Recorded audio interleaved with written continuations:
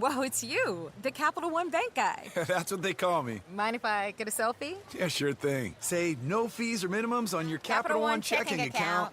Wow, that's a keeper. So, where are you heading? I'm off to spread the good news that Capital One helps people keep more money in their wallet with no overdraft fees. Oh, you're the best Capital One Bank guy. Hey, mind if I get a selfie? Sure. Say, Capital One, what's in your wallet? Terms apply. See CapitalOne.com/bank for details. Capital One NA, member FDIC. Destiny is a matter of choice, and dinner is a matter of how much Taco Bell you want. Good thing you can choose from the $5, $7, and $9 Lux Cravings boxes to match what you're craving. What does your destiny hold? The classics for $5, the faves for $7, or a feast for $9 featuring the new crispy chicken burrito? Oh, why is Destiny holding them all? Someone help her. Choose your Lux Cravings box only at Taco Bell. At participating Taco Bell stores for a limited time only while supplies last. Price and participation varies. Drinks excludes freezes. Tax extra.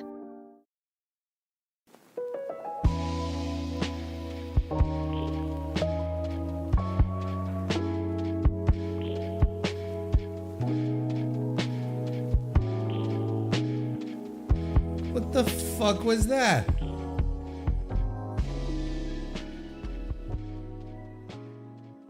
I come back, like I stepped away to go fill my water bottle, get drinks.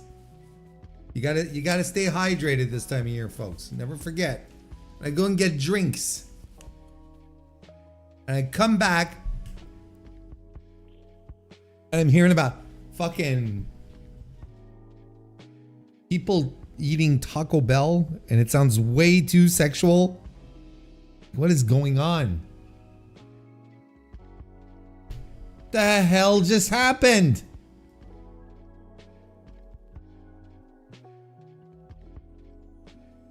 And here I am. I'm like, you let the music go, right? It sets the mood, sets the tempo, you know. And here's the thing. Here's a little. This is the little peek behind the curtain here. I use SoundCloud to integrate into the OBS because SoundCloud is still a really good spot to get some royalty-free music that will not be that you won't get copyrighted and stuff, right? And I'm like, so I set everything up. I even uploaded my theme song and just like let everything go. Everything's fine. And then once in a while, they're like, oh, we're running ads now. Then they're gonna stop for a while and they're not gonna run ads. Now this, I think, is the second stream in a row where they run ads that I've done.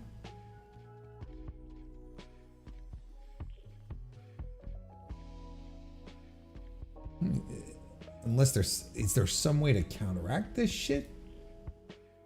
Because I'm still logged in. I'm logged in. I guess the only way to counteract it is to officially is to pay a subscription service, right? That's probably like it's monetization, right? So if you don't want the ads, kind of like on Spotify, right? You don't want the ads, then pony up for the monthly sub. That sucks.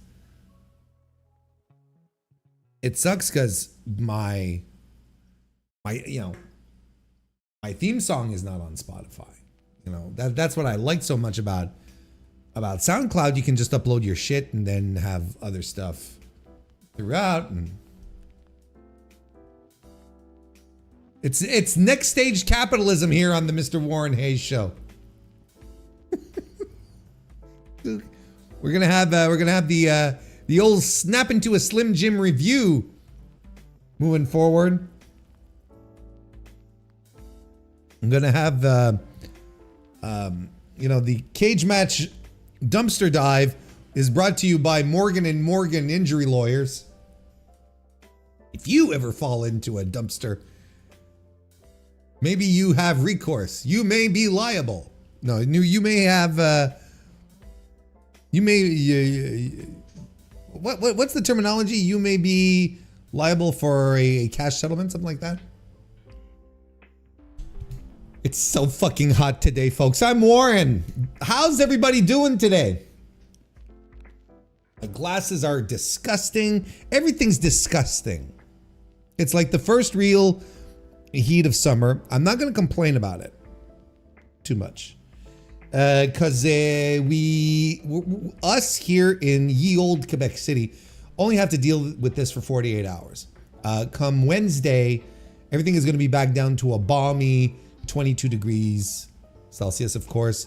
And, you know, the nights are going to be back down to 12 degrees. You know, it's really, it's the nights that make these heat waves worse. That's really is. You know, that's legitimately the worst part. Outside of that, I'm not going to sit here and bitch about, oh, it's so hot when it's just going to be for 2 days. And look, I know how it is. I've been around. I've been around. You know, 51 revolutions of the sun. I understand how this weather stuff works. I know what happens when June pops around, and July, and so on and so forth. And look, I'm heading into Texas in the midst of July, right in the middle of summer. You know, so there you go.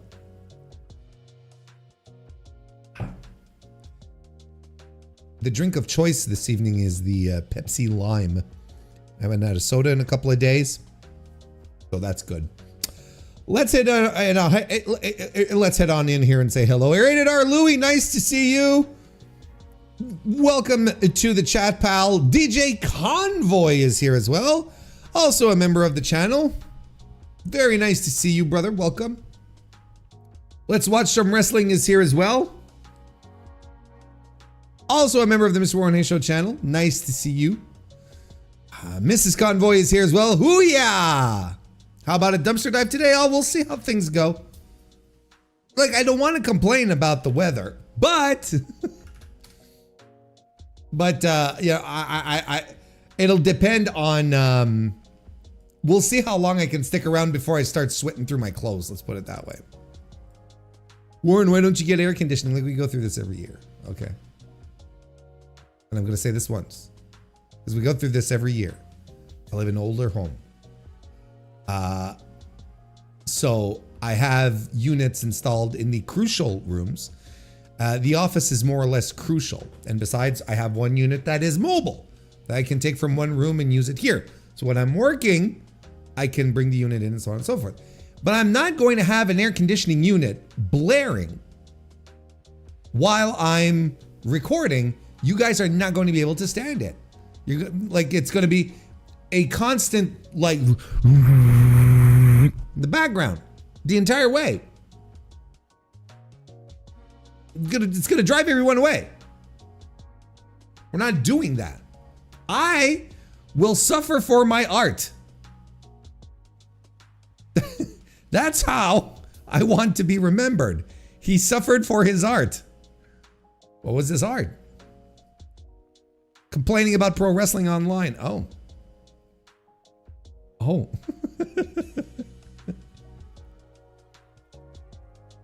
Patrick, nice to see you. Welcome to the chat. Also a member of the channel. Next thing you know, Warren will have a prime hydration station behind them. Hey, brother, I have a hydration station right here. I got the little drink here. I also got the old faithful here as well. We're set. I'm ready to stay hydrated. Remember, and you guys have to stay hydrated as well. Guys and gals, non-binary pals, you have to stay hydrated. It's very important. And we're not even joking. It's not even jokes. We can't even joke about this. Stay hydrated, drink plenty of water, lots of water, and make sure your pups are all well taken care of too. Okay?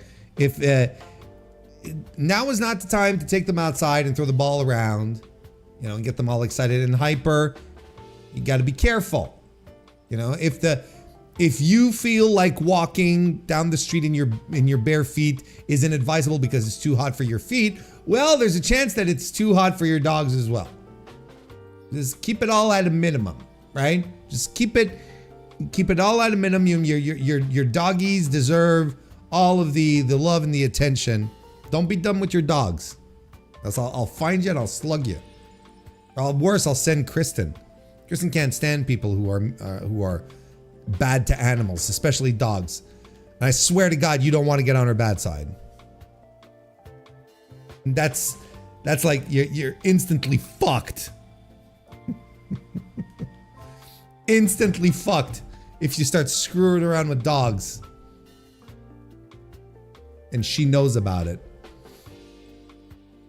Sports and Things shows. Nice to see you, Carlos. Welcome, welcome, welcome. Yes, the pups and the pussies as well. You gotta watch out for little puss as well. Just make sure all your animals are okay. Even the fish. And your plants. You know, your plants might need a little less sun. They might need a little more water, you know. You decided to care for these living entities, okay? Whether they be animal or vegetable. So care for them. See, we're back on commercials, right? We're back on commercials. Driver in F1 the movie who only gets 2.5 seconds for a pit stop. F1 the movie. Oh, we're not doing this. What a fucking bummer. What a bummer. Fucking stream beats. Not stream beats, but that's the name of the playlist I've been using. That's a fucking bummer. I'm gonna have to find another solution. Self-host? Probably. I'll probably have to self-host it. And I'm okay with that.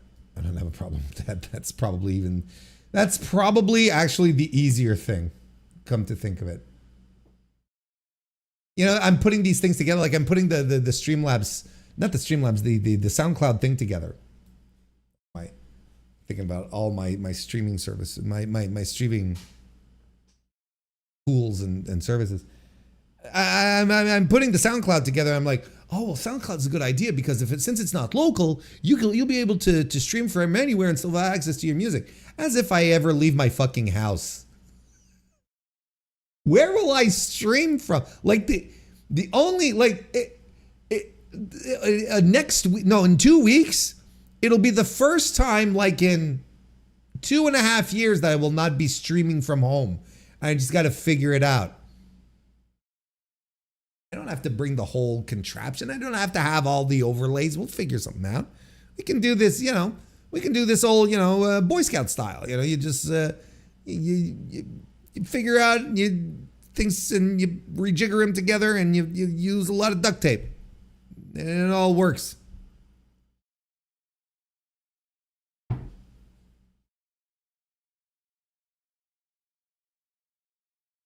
Move the Xbox into the basement because Eddie Pugston melted into a pug puddle and we have no AC. Oh, well, excuse me. At least you have a basement. That's tremendous. I live on the second floor. Kind of like Luca. Remember that song, Luca, by Susan Vega? My name is Luca. I live on the second floor. I live upstairs from you. Maybe you've seen me before. And it's a song about child abuse. Yeah. All right. Way to bring the mood down, Warren. You think fish can see water? Yes. Yes, they can because they're constantly in it. Fish are in water. Yeah, but nonetheless, you can't let the water get too hot. You can't leave it in the windowsill and then suddenly the water gets, you know, to levels that your fish cannot endure. You got to be careful. I'm telling you, you got to watch. You got to watch for your animal pals, all the living creatures that you've decided. See, Juno's over here. See? And the thing here is that right now the AC is going on full blast in the living room, which is over there, which, you know, through the darkness, which is over there. We've got the AC going. But Juno, she loves me. She loves me so much. She's my shadow. She cannot.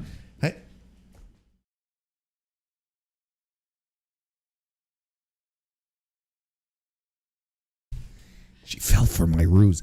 See, it always happens. When I talk about her on stream, she leaves. And I don't want her to be in here because it's too hot. I want her to be nice and cool over there. I want her to be nice and cool in the living room, not here with me where it's hot. I want her to go take advantage of the cool. So she fell for my ruse. reverse psychology. Use it on the dogs. You use it. You use it on the dogs. Pardon me.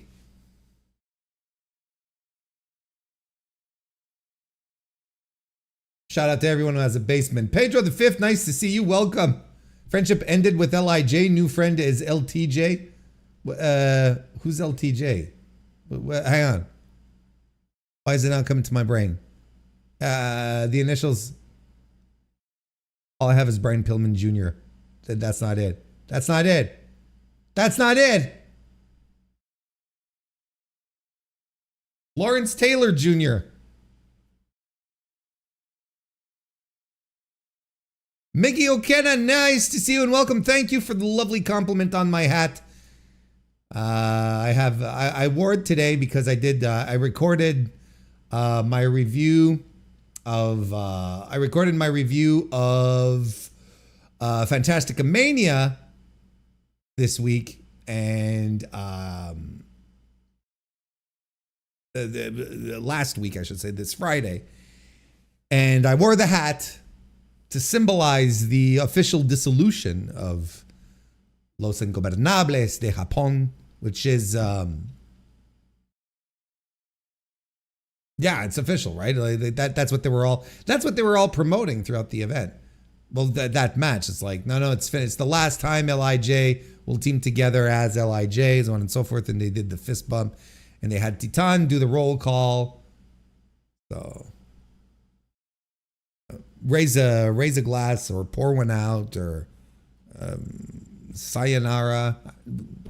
Say I think you're supposed to say sayonara, right? It's not sayonara. It's not like us. Sayonara. You're supposed to put like an emphasis on the yonara. Sayonara. I think that that's the one thing I remember from my Duolingo lessons when I was trying to learn Japanese, but I thought I could learn Japanese. That's one thing I remember. Look at DJ Convoy, the top fan right now on the channel. Look at you go.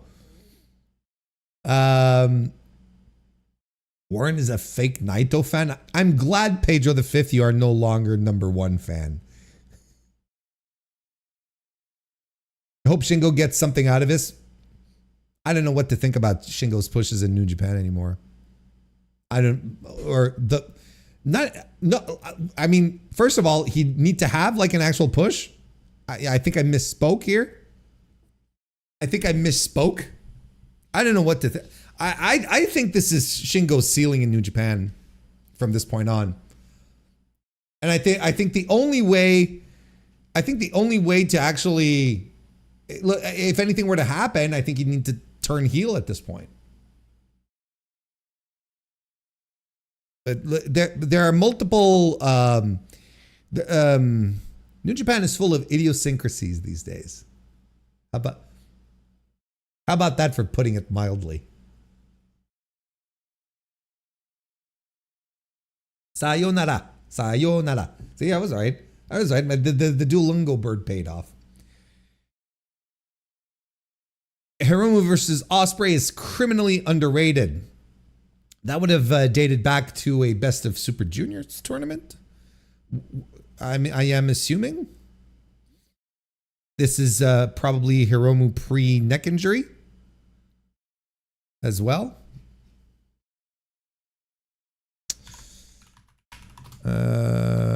Hiromu Will Ospreay. Post neck injury. Are we talking about? We have a Hiromu Takahashi versus Will Ospreay from April 1st. No, January 1st. Yeah, January 4th, I should say. From Wrestle Kingdom 14. That Dave Meltzer gave 5.5 stars. That the one we're talking about? Probably not. Is that the one we're talking about? That one? So it's not a Best of Super Juniors one. I'd have to go back and watch that. It's been a while.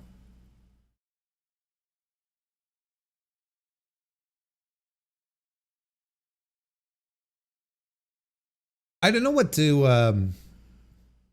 I'd love for Shingo to have a heel crew, not House of Torture. I would love to not have a House of Torture.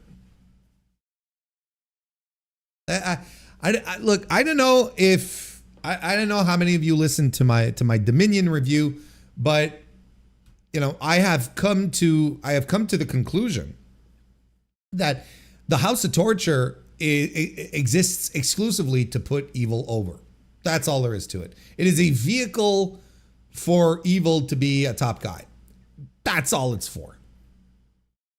Anything else is nonsense. Like even like there's no one in that group that you really can, you know, push as a convincing top guy, right? Red Nareed is toast. Show is toast. You're not going to push Yujiro. You're not going to push fucking Sanada's toast too. You know what I mean? All this group is good for now is just putting evil over. That's all it's good for. I think my browser crashed. It did not crash. Thank goodness. Okay. But yeah, that's all. Yeah, honestly, that's really all it's for. Not doing a good job. Well, you tell me. The guy keeps losing matches and he's always like a featured act no matter where he goes.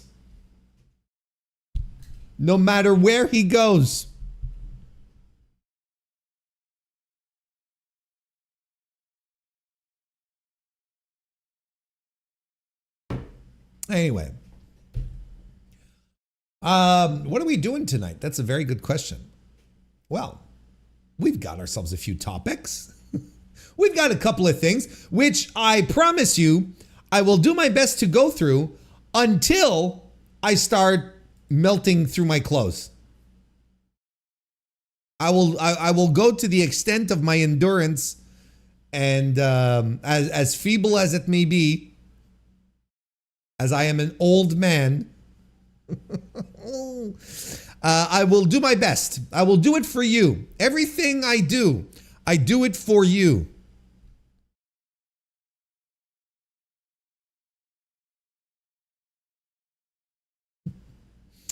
But yeah, we got to do a few topics here on site.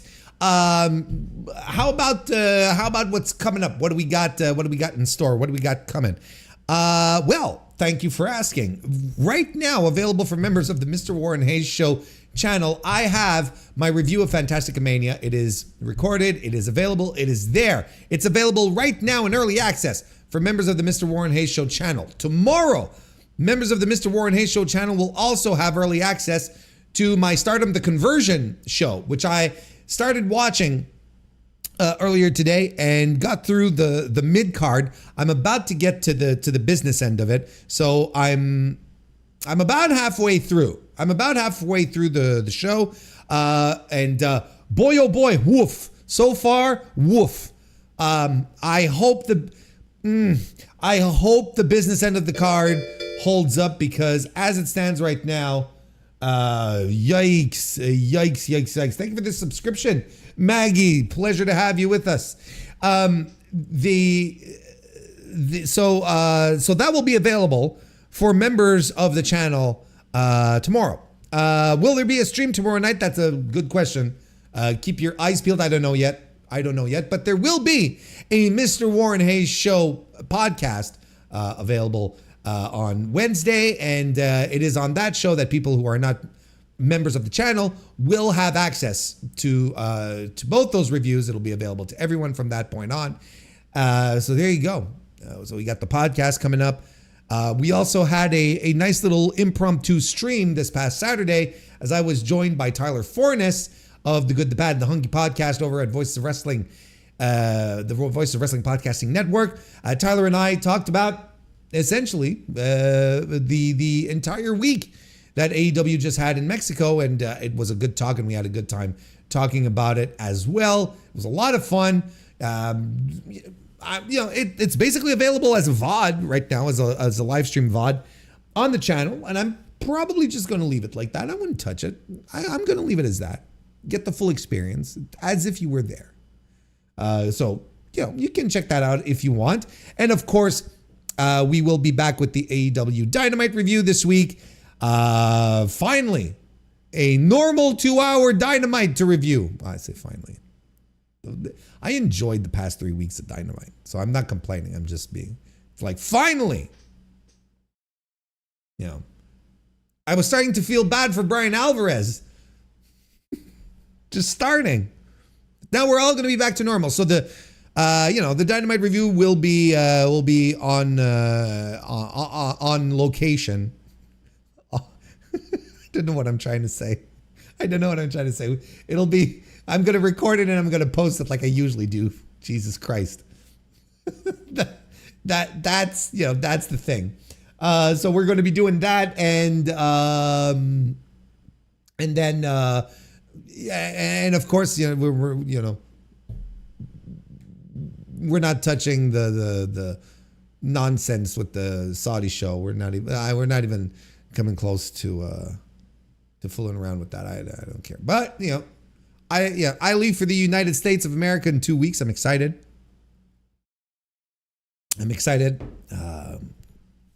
And then from there we'll be heading out to the All In show. There you go. Brian has dug his own hole. It's probably cooler there.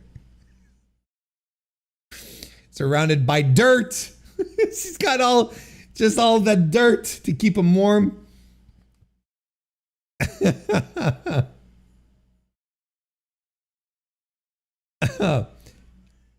This background, are you running Windows NT? It would be really cool if someone figured out how to stream on Windows NT. Just using a Windows NT on a Pentium, like on a Pentium 3 or something, or Pentium 4. That would be rad as hell. That would be super duper rad. But no, it's all phony baloney. It's all phony baloney nonsense. Where am I right now? At home. I live in the old northern parts of Canada. All tucked away from all of civilization. But we got ourselves a, oh, wait a second. Hang on. I got to make sure. I got everything lined up. Yeah, okay. There we go. I got everything lined up. All right. We're good to go. Let's do this. Right now. Whoa, wait a second. How come you're... Start again, my brother. How you doing, everybody? I'm Jacques Moliere. Just let me tell you a little bit about myself. I'm a nunchuck master, and I represent NWA, Mountain State Wrestling. Hoo-yah!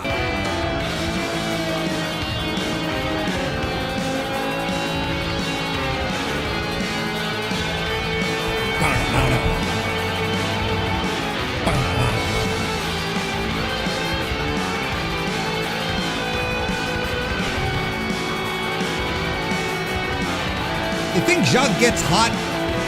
Like on days like today, do you think he gets hot with his shirt and tie and doing his nunchuck moves?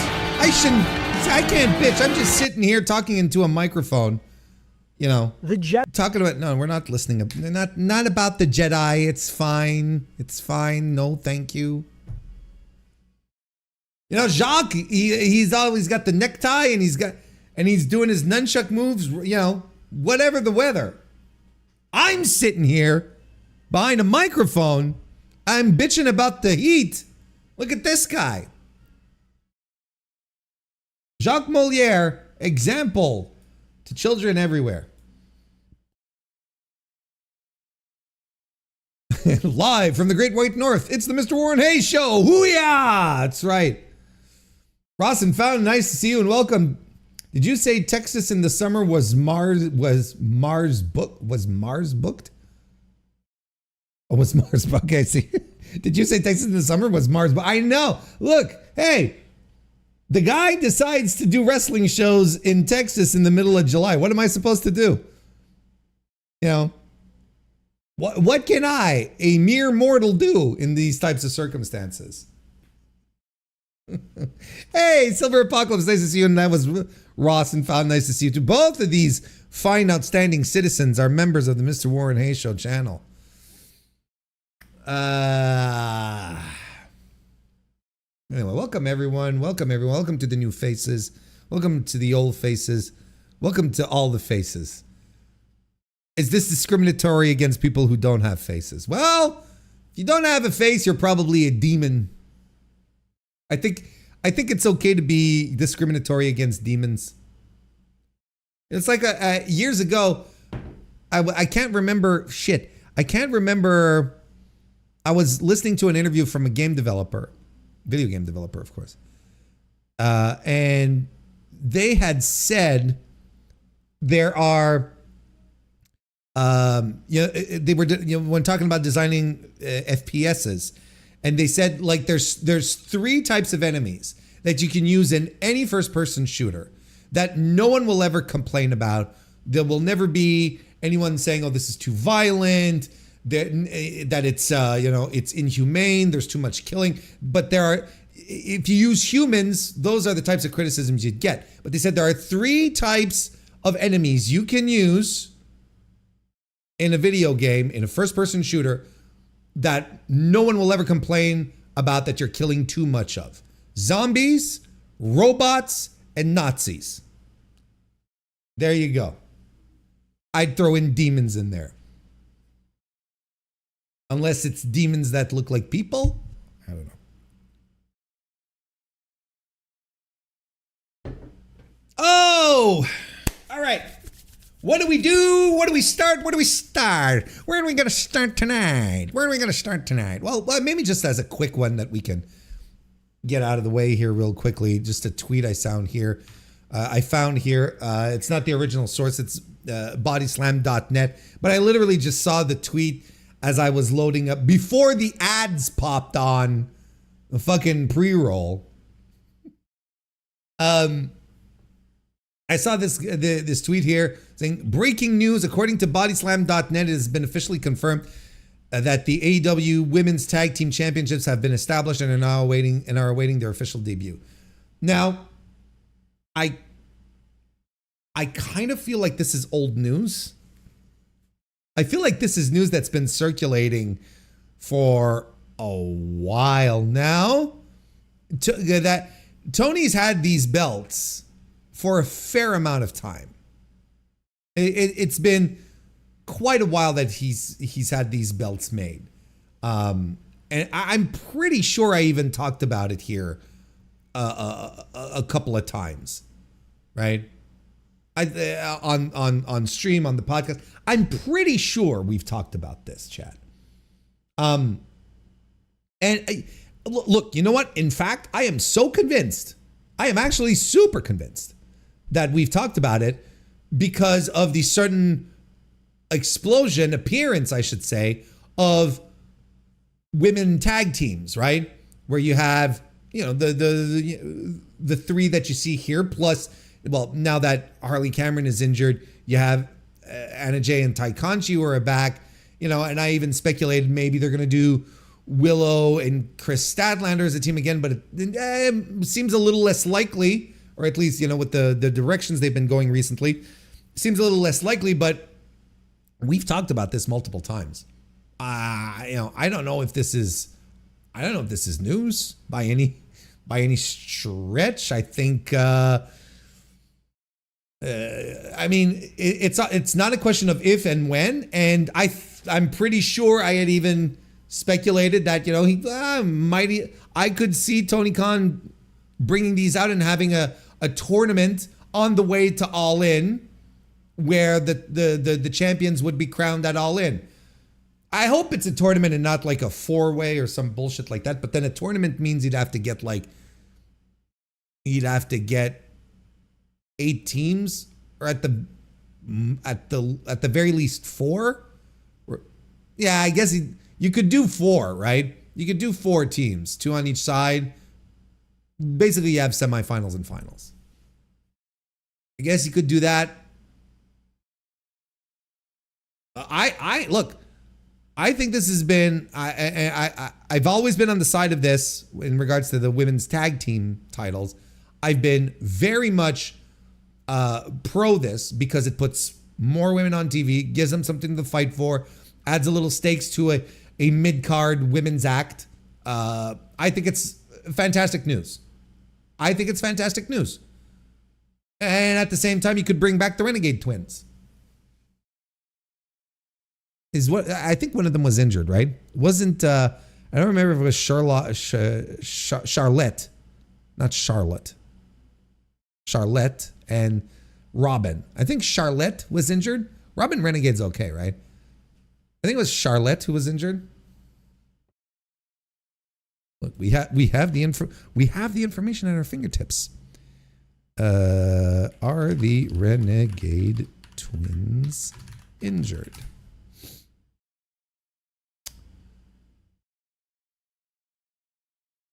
Is this from Charlotte? Charlotte Renegade was at last week's Dynamite after being sidelined last week. No, that's last year. That's last year. So this is all long absent AEW star expected to make a return soon. What's the date on this? No. What's the date on this? Don't you? 3 months ago, and this is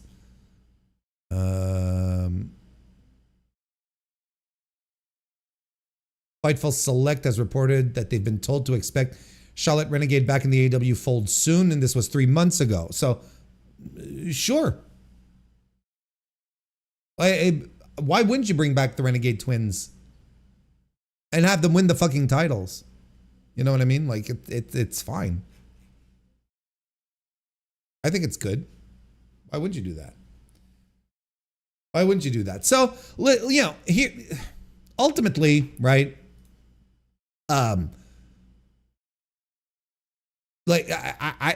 It's not like breaking news. I think this is news that's been circulating for a while. I think everyone's kind of been mentioning it, like maybe a little offhand, but you have to actually listen to the reports instead of just reading the aggregators for you to pick that, you know, to pick that stuff up, because the aggregators aren't.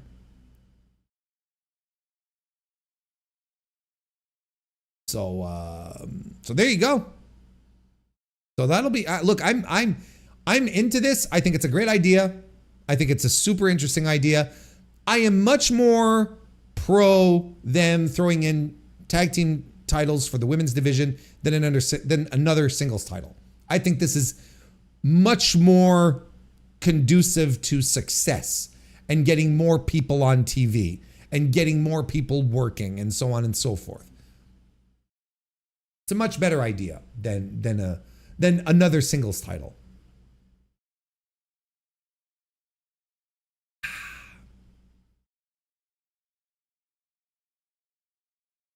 You think the Stat Moxley segment was to form a Death Riders women's tag team? I hope not, because, you know, I'm drawing a blank right now. The Death Rider lady. Why am I drawing a blank? I'm drawing a complete blank. Chat, you're going to have to save me on this one. Why am I drawing a blank? Marina Shafir. My God. I saved myself. Thankfully. That was very embarrassing. I don't think Marina Shafir is very good. And Chris Statlander should be doing very good things. She should be doing great things. So, no, I kind of hope that it doesn't lead to a tag team, quite frankly. But it's some interesting stuff at the very least. Harley's injured. Oh, that sucks. Yeah, she broke her nose. She got her nose broken on that match that one time. And she got wasn't it? Didn't she break her nose at Revolution? No, not at Revolution. At Dynasty, right? She broke her nose at Dynasty, and then they did a match on the Wednesday where someone where they they injured her out, right? Where hit her on the stairs. I think it was Megan Bain, and then they did the blood capsule thing, and she started gushing and whatnot. And they wrote her off TV, is what I'm trying to say. I wonder where Alex Windsor will fit into all of this. Hey, I would not be worried for Madam Windsor. I think she's going to have a nice little gig here. Won't have to be separated all the time from her fiance. From her fiance. I'm not bitter. What are you talking about?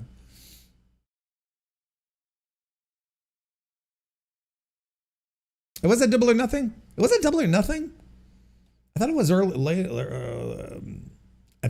than that. Point is that her nose is broken. Broken nose is no joke. That really hurts.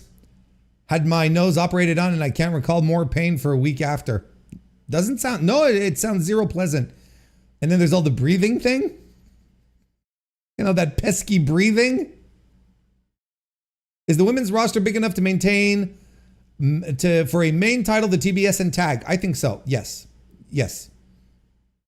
And I think it's really easy to, create a division. Look, okay. I think it's really easy to create matches and have things happen with some local talent. So, you know, you go to Sheboygan and you have Sheboygan's finest, you know, taking on the champions, and that's it. That's fine. That's honestly not a big deal. And then you build to you build to a big match at the pay-per-view. And the thing is, this is how I'd book it. I would book these titles like the least protected titles on the roster. These titles would change hands every pay-per-view. And you keep things, the worst thing you can do is decide to go with a 300-day reign for Megan Bain and Penelope Ford. That would be the worst thing to do, because you're not getting any variety. You're not creating a sense of excitement or anything. You're just like creating a standard, and then you'll feel like you're running out of contenders. Then it's going to be like, then eventually the discourse becomes, well, they fought Julia Hart and Sky Blue 6 times during this reign. You know what I mean? And you'll be right to think so, because that would stink. So just have them change. It doesn't matter.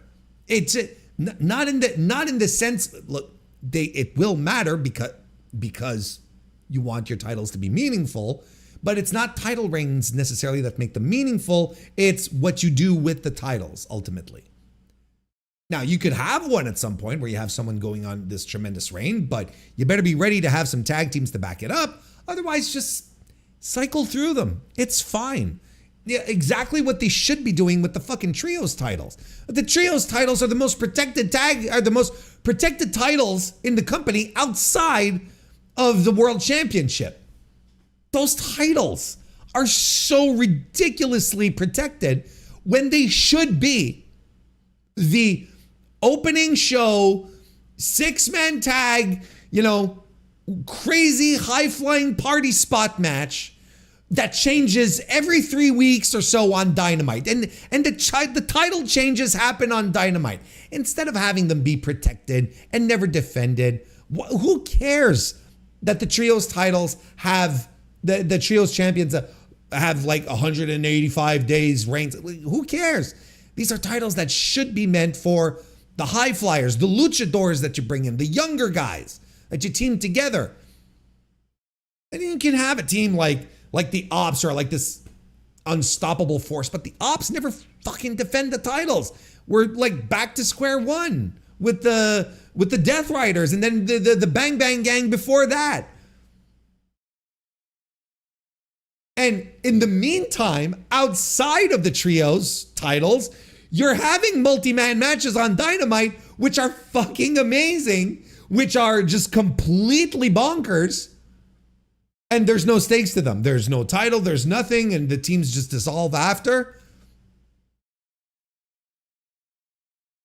I don't know, like, you could have so much fun with those titles. They could be, they could literally be TV titles, where the most exciting part of Dynamite every week is when you have, let's say, Top Flight and AR Fox, they're champions, and they're defending against, you know, 3 guys from CMLL. You're bringing in Atlantis Jr., Neon, and Mascara Dorada, right? And these are the 3 that are going to chat. And then you have like this, whoa, this match where people are flying all around. Or you have Leo Rush, Action Andretti, and who's another quick, Nick Wayne. And you're just having this fast-paced match and aerial stuff, and it's just a party match. And yes, it's spots, and it's fine. You're getting people in the mood. You're elevating the atmosphere. You're getting people into it. You have the people watching at home going, Christ, this is really awesome. If I blink, I'm going to miss something. But no, the trios titles are slung over the shoulders. Or look, it's not exactly a dumpster dive here.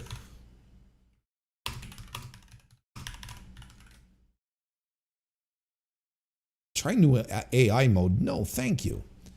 See, look, like what is the point? Look at this. 234 days for the Death Riders, okay? This is the extent of their work here. Commander Private Party, Dark Order, Action Andretti, and Top Flight. Like, those should be cool matches if they were other high flyers, right? Death Riders versus the Conglomeration. I remember this match. This was pretty good. It's the Undisputed Kingdom. You know, it's like, but why 234 days? What about the the Patriarchy only had it for 36, but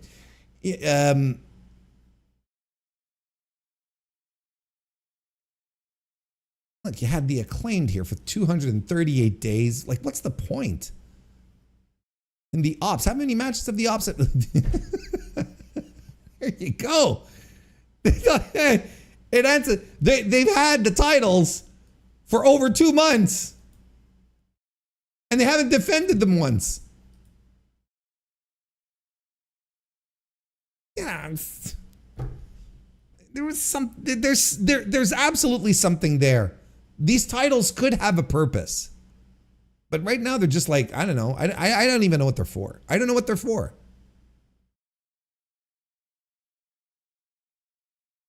This here, excuse me, 1, 2, 3 here. This is the only period that mattered. This is the only really good period for the titles.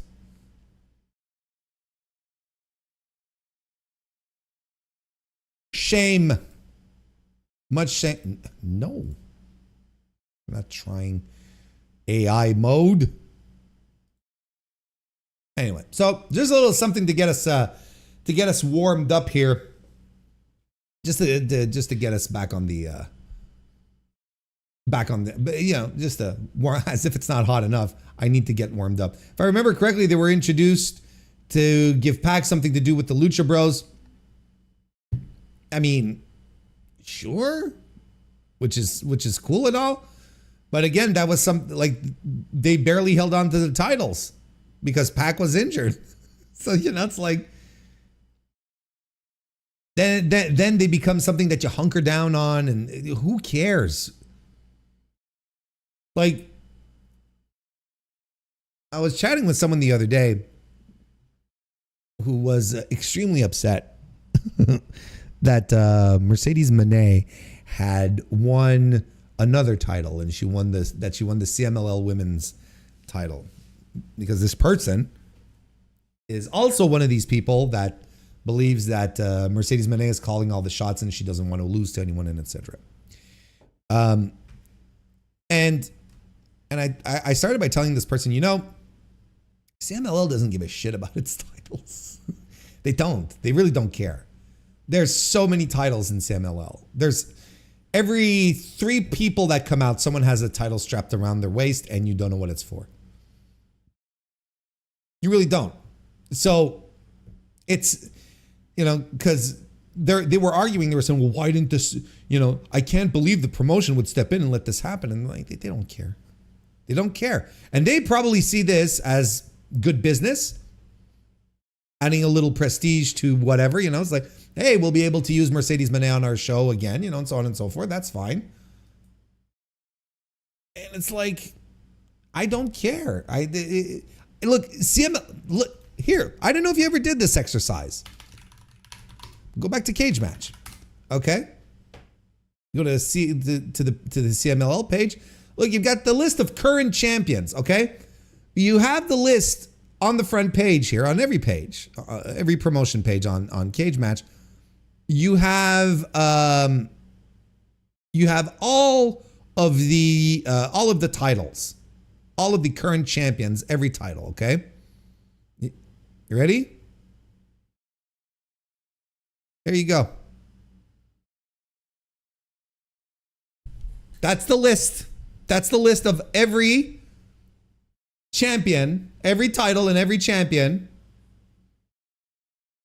in CMLL. Did you know? Did you know that the CMLL Japan women's champion is Yuvia? Did you know that? Did you even know that there was such a thing as the CMLL Japan Women's Championship? Did you know the CMLL World Middleweight Champion was Templario? But the Occidente Middleweight Champion is Zandokan Jr., but the Mexican National Middleweight Champion is Guerrero Maya Jr. Did you know all of this?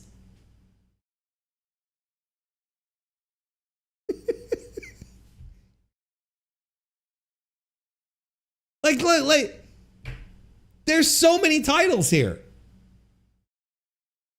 They don't care. They don't care. And yes, Flip Gordon, World Historic Middleweight Championship. To the defense, these are the titles that have the longest history, if I'm not, no, they're not actually. So it's the Mexican national titles. Excuse me. Never mind. Stricken from the record.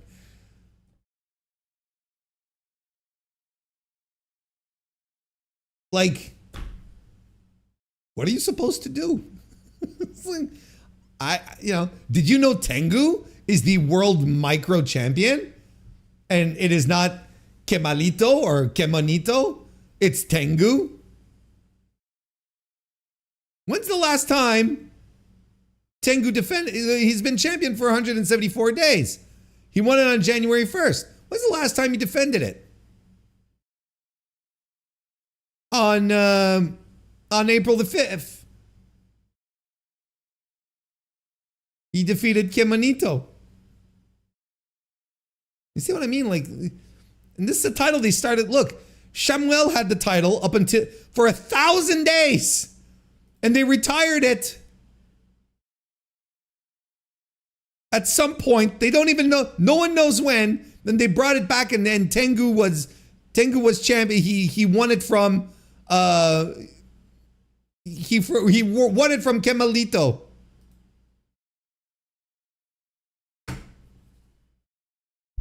I'm always making up words. Kristen Ashley, darling, sweetheart, hello and welcome to the chat. Also a member of the Mr. Warren Hayes Show channel. Anyway.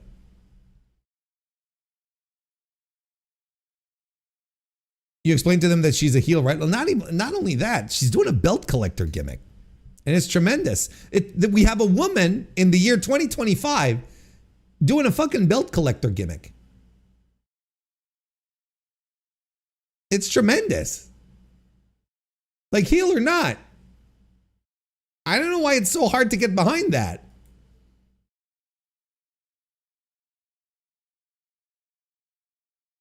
Anyway.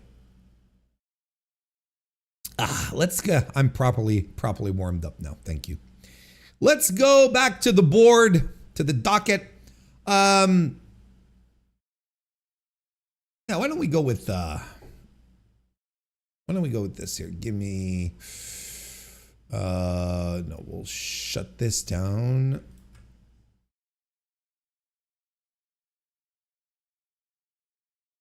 All right. So, New Japan has made a big announcement, and they announced that they have signed Olympic gold medalist Aaron Wolf. And not only that, they have his debut set for Wrestle Kingdom on January 4th, 2026. Let's read a bit of this article by Brian Rose over there at the Wrestling Observer Figure 4 Online. The company announced today being today, actually, the 23rd of June, that Aaron Wolf, who won the 2020 Olympic gold medal in judo at 100 kilograms, had signed with the company. Shortly after that announcement, New Japan Pro Wrestling president Hiroshi Tanahashi said that Wolf would have his first professional wrestling match on January 4th, 2026 at the Tokyo Dome. Wolf said during the press conference that he had just come from his last judo tournament as a college student. He said he always looked forward to watching World Pro Wrestling, New Japan's television show, and realized that this could be a new way to express himself through violence and throwing people around, which I'm completely okay with. He said he had started training this month. Tanahashi said that while he wouldn't be living with the rest of the young lions, he would be training with them in their dojo and would be attending events prior to his debut. Takaki Kadani, CEO of New Japan Pro Wrestling's parent company Bushiroad, said he was very happy and appreciative of Wolf's decision to enter pro wrestling. In addition to his Olympic gold medal, Wolf has also won gold in the 2017 World Judo Championship. I watched the press conference. Turned out I was battling a little. I had a little trouble falling asleep last evening, so I was up late enough to watch the proceedings live and in the flesh. And I gotta say, I don't know if any of you actually watched it, but this Wolf kid, well, he's not a kid. He's 29 years old. He's a big lad. That's a big guy. He's very hefty. He was standing next to Hiroshi Tanahashi, and he did not look small. He did not look small. Hey, King of the North, nice to see you. I just saw you here. Welcome to the chat. What are you waiting for? What are you waiting for? What are you waiting? You can tell me what you're waiting for. Nice to see you, pal. So back to the matter at hand. This is a substantial announcement from New Japan here, because all in all, Aaron Wolf is a bit of he's a mainstream figure. People know who he is. When he announced his retirement from judo not that long ago, it made national news. And this is a guy who goes around doing, morning shows, like Good Morning America or Good Morning Tokyo or Japan or whatever the fuck, right? And he has the notoriety. And the important thing to underscore here, even if it doesn't seem impressive for us over here on this side of the Pacific, it is perceived to be a big deal for New Japan, who consider this to be a really big signing. They see this as a really big acquisition for them to continue to push forward and get some notoriety, some of that mainstream attention, which is why you go and sign these people, right? A lot of people were like, oh, it's kind of like Gable Steveson, right? Well, sure, but if Gable Steveson was charismatic and, hadn't raped, basically, whereas, I think maybe comparisons to Kurt Angle are maybe a little more adept. Somewhere between a mix between Kurt Angle and Ronda Rousey. Well, of course, Ronda Rousey was not an Olympic athlete, but was a crossover star. She was a crossover personality. And this is where Aaron Wolf falls. Joe Lanza from the flagship over at Voices of Wrestling, he did a little more digging and put together a little more of an article with a few more details. Here's a couple of choice paragraphs here. I mentioned that he had recently retired from judo. And despite that retirement, Wolf has maintained celebrity status in Japan as a constant subject of newspaper headlines and pop culture outlets, and frequently making the rounds on the talk show circuit. On June 22nd, Wolf was a guest on TBS's, not TBS, Turner Broadcasting. It's like in Japan. He was on their show called Sunday Morning Show, where he once again, shot down the idea of him becoming a judo coach, where he said, quote, "At the moment, I don't feel like I want to teach anyone anything. I have a strong desire to be at the forefront myself, so I will make an announcement of my future at a later date. So please keep an eye out for that." And then it turns out, like the very next day, New Japan is calling an emergency press conference and bringing him in. Here's a few more notes that Joe was able to pull up here. Wolf signing with New Japan has been the subject of speculation in Japan and among deep Western New Japan fans for some time. So aside from the abrupt timing of the press conference, the announcement was not a major surprise. Wolf is close friends with Kazuchika Okada and has openly discussed trying his hand at pro wrestling for years. I was told that he has a long-standing relationship with Yuji Nagata. This is being viewed internally as a major acquisition. The dual generation Tanahashi retirement and Wolf debut combination will be a much needed major hook for Wrestle Kingdom, with New Japan Pro Wrestling lacking an ace for the first time in decades and not having an obvious traditional world title main event match on the horizon. Wolf, who is listed at 5'11" and appeared to be a significantly larger man than Tanahashi at the presser, is a clear-cut heavyweight. He brings mainstream fame, gold medal Olympic credentials, and obvious good looks and physical charisma. He is the type of athlete New Japan has traditionally coveted. I'm sure Antonio Inoki is looking down on this and smiling. And if he takes to pro wrestling, he will be pushed hard and has obvious main event upside and ceiling. In another era, he would have been a total athletic flop. In another era, he'd have to be a total athletic flop to not become a major star. Today, if he exhibits even average crowd connection, he has a chance to stand out immediately on a roster in a promotion that has struggled to elevate the last few classes of potential heavyweight stars.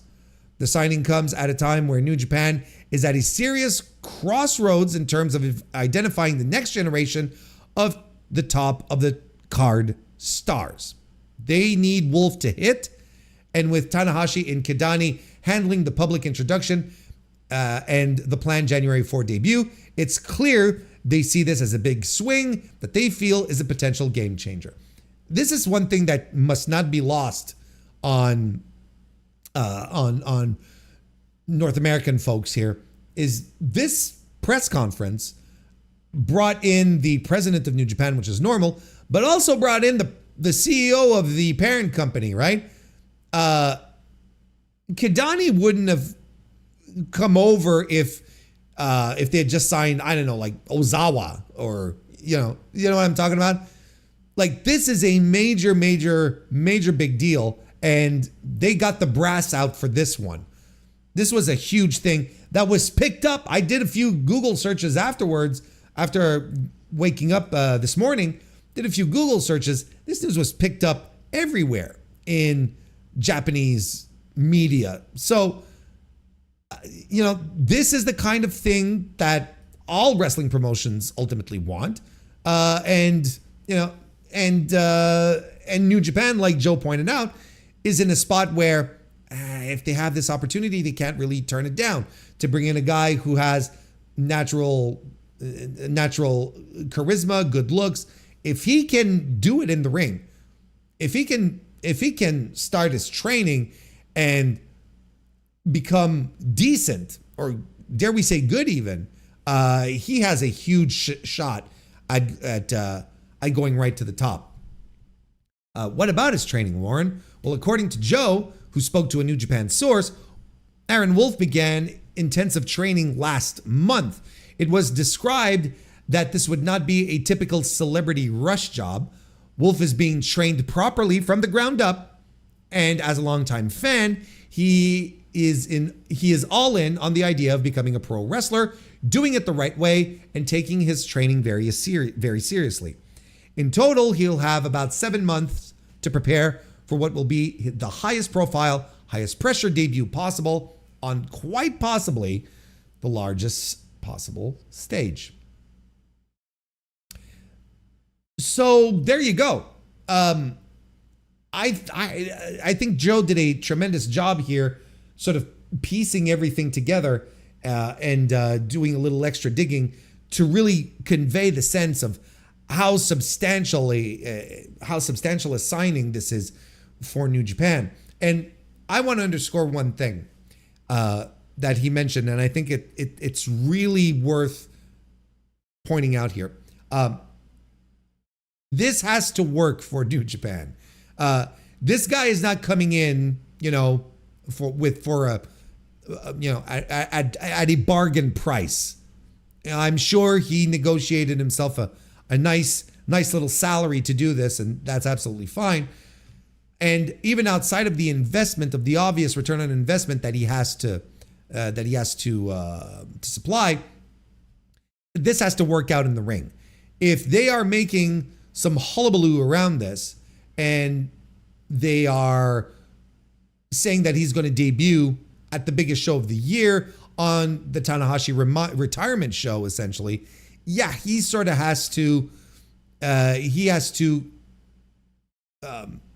deliver. He has to rise up to the occasion, because it won't be something easy. And I think this is something that, even though people like myself seem to be excited about it, I'm not excited in the sense where I'm like, oh, I know this guy's career. I followed his career. It's so tremendous. It's not as if, it's not like when, let's say, Will Ospreay gets signed to AEW and suddenly I'm like, oh my God, this is exciting stuff. I'm like, I understand how significant of a deal this is for New Japan. I understand what they're putting into this. And I also understand how badly they need this to work. They really need this experiment that they're pulling off, essentially. They need that to work. So, I'm not like excited in trepidation for his debut, but I am very curious. I am looking forward to it. Because if New Japan clearly thinks he can be some kind of game changer for the company, well, that is a lot of pressure that's being put on him. And I myself kind of hope that he'll be in a position to deliver. Can this guy talk? Can he be? Look, he was very charismatic during the interview last night. The press conference. These things are usually very straight-laced. You've got, that's usually the type of environment. And he cracked a couple of jokes. I didn't understand the jokes. I don't, but everyone got a good laugh out of it. Tanahashi, even Kidani, who's got this perpetual droopy, mouth shape, just perpetually, he even cracked a smile.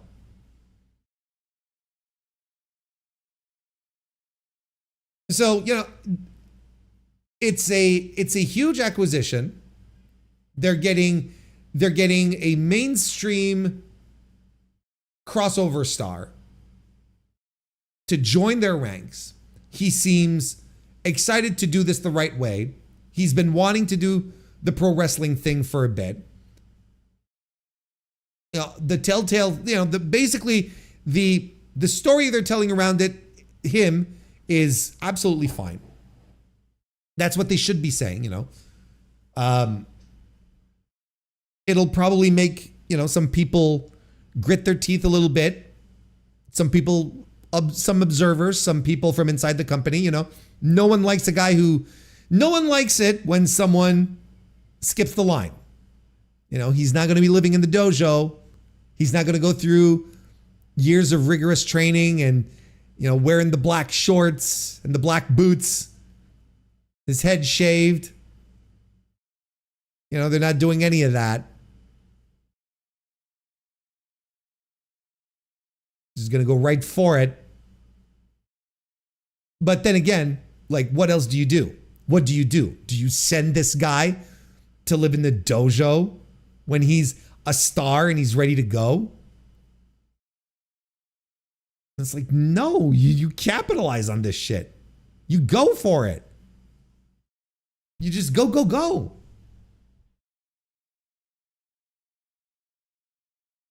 Like, it's the best possible business move. Will it pay off? Look, this is going to be one of the most significant talking points, discussion points of New Japan Pro Wrestling all throughout 2026. It's going to be Aaron Wolf. So I don't know if he's going to be able to do it. I am unfamiliar with his work. I am not going to pretend that I've been locked into the international amateur judo scene. I'm not going to pretend that I could give you proper analysis of his gold medal win in 2020. What are we doing here? So I'm going to be straight up and I'm going to be out. And anyone, unless they are actual judoka, right? People who are into it or who practice the sport, unless they have some insights, no one can tell you how he's going to take to pro wrestling. We're going to have to see it for ourselves. I didn't even come to think of it. I don't even think a judo practitioner could tell you with confidence whether he's going to take to pro wrestling or not.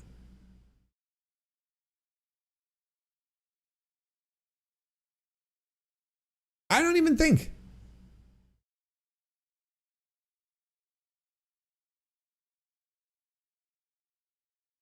Anyway,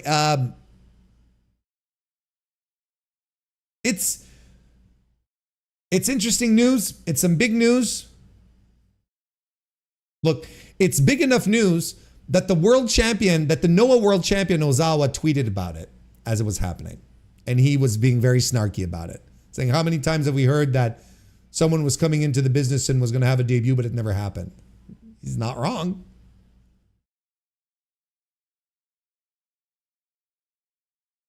It's big news. Don't let anyone tell you otherwise. You don't have to be excited. I'm not saying you need to be excited and start tweeting about it, but it should be treated like a significant event. You know, in an environment where pro wrestling websites will create news headlines out of shit like Zelina Vega cried when Aleister Black showed up for his first day at WWE, or look at this photo Dom Mysterio took of Trish with Trish Stratus. You know, it's like, if you're able to create news out of puerile garbage like that, you can do a little research and create some actual factual news, like the second or third, let's say third biggest pro wrestling company in the world is signing a massive pump the brakes on massive. A crossover star to their promotion who just so happens to be a former Olympic gold medalist. What did they say?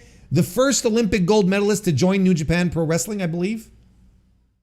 God, what would Inoki have done? What would he have given to be able to do that? to sign an Olympic gold medalist to come wrestle? What would he have been able to, what would he have given up? His kids, his grandkids? I think he would have given his grandkids away to be able to do that.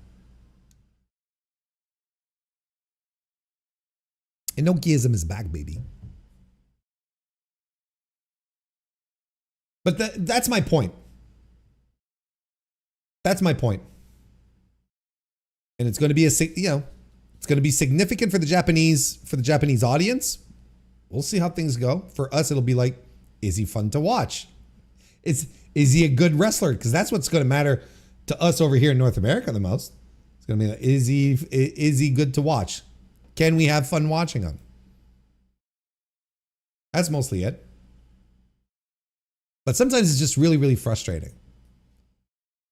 It's just really, really frustrating when you see the amount of like complete unnecessary news that gets put out there. And sometimes even news that's running kayfabe angles. You're like, why is the news site running that is unaffiliated with the company? Why are they running kayfabe headlines? And they won't give this the light of day. They won't give this the proper treatment it needs to. Just stick to the press conference and not make their audiences understand why this is significant. Again, like, the articles on this, maybe outside of Joe's and John Pollock's, they really do feel, they really fail, I should say, to give the scope of how significant Aaron Wolf is in Japan. And why it's a big get for New Japan, and why New Japan internally is considering this a blockbuster acquisition.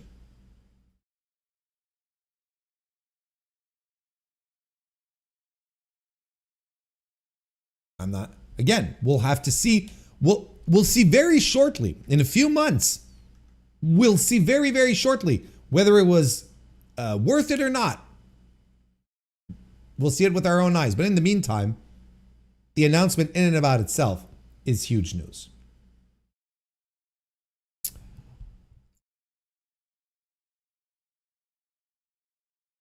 New Japan doing the NIL thing right. He's a little older than your run-of-the-mill NIL guy. Like, he's 29. He's had a nice long career. He's fine, you know. That's kind of funny. And Tony Khan is getting the rights to Hungry Like the Wolf as we speak. He's already rubbing his hands together. My next round of poaching, getting that all set up. You think we will ever see another Olympian heel wrestler? I'm shocked Angle was allowed to do it. Allowed. I don't know what you mean by allowed. I think it was surprising that Angle decided to do it, but it was the best thing for his career. Because the babyface thing was not working. And it is the it will remain one of Vince's best decisions. One of his best booking decisions that he ever made, to turn Kurt Angle heel. Because if I remember correctly, Kurt wasn't into it. It was like, okay, you know, whatever you say, boss, kind of thing. And that was the thing that absolutely got Kurt Angle over. Because the whole white bread, I'm happy to see you kind of thing. Happy to be here. I'm an Olympic hero. USA, USA. Just wasn't working. Just wasn't working. Vince saw it. He understood it. Flipped it around.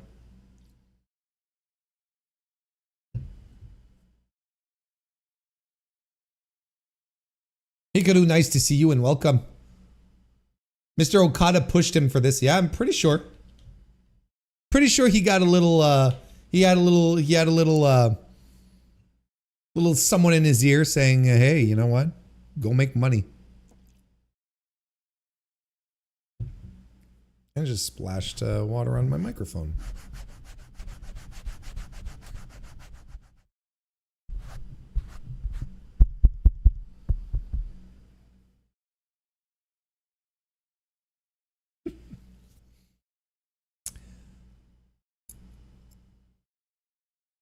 All right. Thank you everyone for being here tonight. Hey, listen, if you haven't already, why don't you consider liking the stream? That would be nice. That would be very nice of you.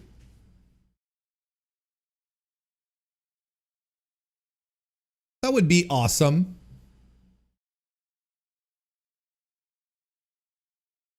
Let's see here. Oh, well, we might as well touch on, I don't know how much there is really. Inoki would have beaten him in Madison Square Garden. Hell yeah, he would have. What, are you kidding me? That's what he'd be licking his lips seeing this guy go, here's someone else. Here's someone else I can beat the shit out of. What are we talking about? He loves this. And the size of him? What are we talking about? Inoki would have went nuts. He's probably trying to finesse his way into a resurrection right now. I guess we should touch on. Did the lights flicker, or is that the lights are flickering?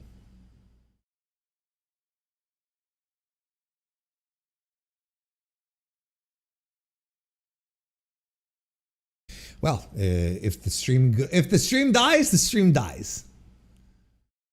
Undertaker's behind you. See, there's always like, see, this part of the stream here, that's my horror movie setup, you know, where eventually, you know, you see someone's head pop up around the corner there or something like that.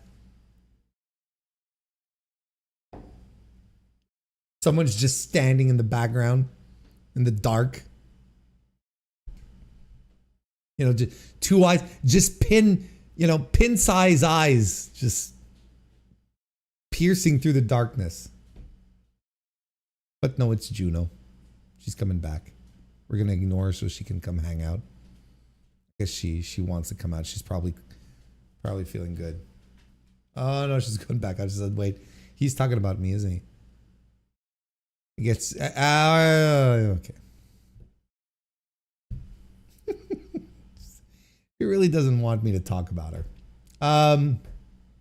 She's camera shy. What do you want from me? She's a good dog, but she's camera shy. And she's camera shy.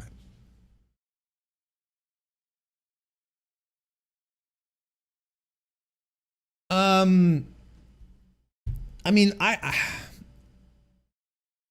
you know, there's been a lot of I don't know how to call it. I think on one half there's concern. I think on another hand there's a lot of trolling regarding WWE's Night of Champions that's happening this weekend in Saudi Arabia, in Riyadh, and because everyone has to start, you know, they have to start moving talent out there. They're doing SmackDown on Friday, if my memory's not failing me, and they already have sent out advanced teams. Oh, the production people, right? As if we're actually going to war. We're sending out our advanced team. But yeah, you know, they've already started sending people out there. They've got to because, you know, production has to start its setup and all of that. And a lot of people are wondering, with the political climate right now in the Middle East, particularly with Iran, whether it's safe or not to, the people are wondering whether it's safe or not to go and fly out there. Now, I saw a bunch of reports today, just flying around everywhere saying, first of all, saying that the country of Qatar had shut down its, airspace. And so had Bahrain, if I'm not mistaken. And there's another country as well that also did it. It was Qatar, Bahrain, and let me see. I have the note here somewhere.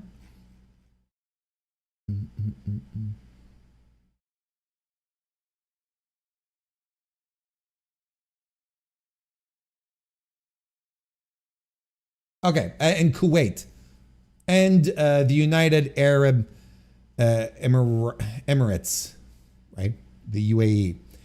So we basically had 4 countries that had shut down their airspace, but not Saudi Arabia. And I kept seeing, like Dave Meltzer at some point, right? He says, Al Jazeera announced a full suspension of civilian flights through the airspace of UAE, Saudi Arabia, and Qatar. And I'm like, where did he see this? Because he didn't add a link. And I saw also ITR Inside the Ropes, right? Saying the UAE, Saudi Arabia, and Qatar have announced complete suspension of all civilian flights through their airspace until further notice. Night of Champions could be canceled imminently. And then they walked that back. It looks like many of the airspaces below are now open or are stated to reopen tomorrow. More updates to follow. And I'm just looking at this, and I saw multiple things here. I saw people and myself, when I was looking for articles, say, like when Dave said Al Jazeera said that, the first thing I did was pop on the Al Jazeera website, and then started scouring their Twitter account. I didn't see jack about them talking about Saudi Arabia shutting down their airspace. They were talking about Qatar. And then a little later on, they were talking about Kuwait. They weren't talking, in no way, shape, or form did the word Saudi Arabia appear anywhere. And I was wondering where people were picking this up, to the point where I was wondering, hey, do people understand that Saudi Arabia is a country and not a region? Right? Is that clear for some people? I was kind of wondering. It's not like Saudi Arabia is a country. It's not like the European Union, which is not a country.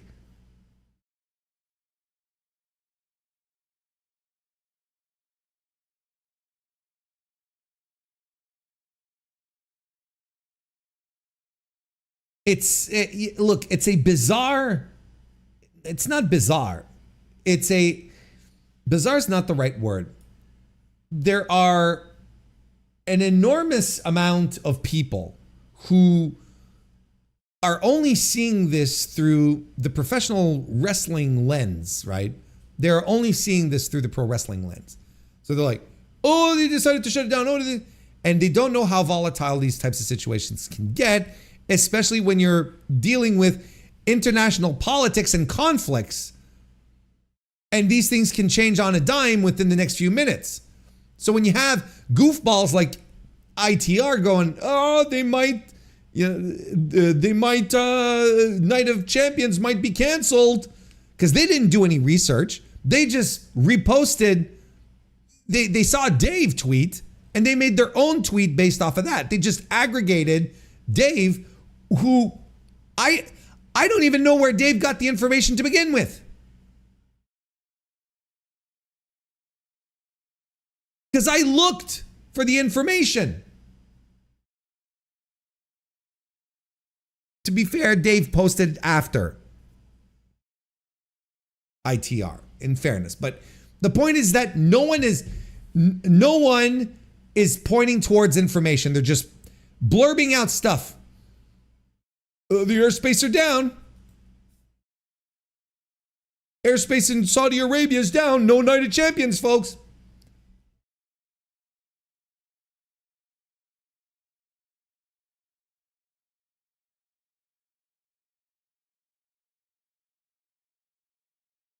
And you know what sucks? Here's what sucks.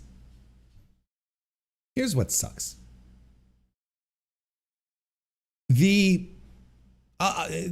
is the thing that really stinks, if you ask me.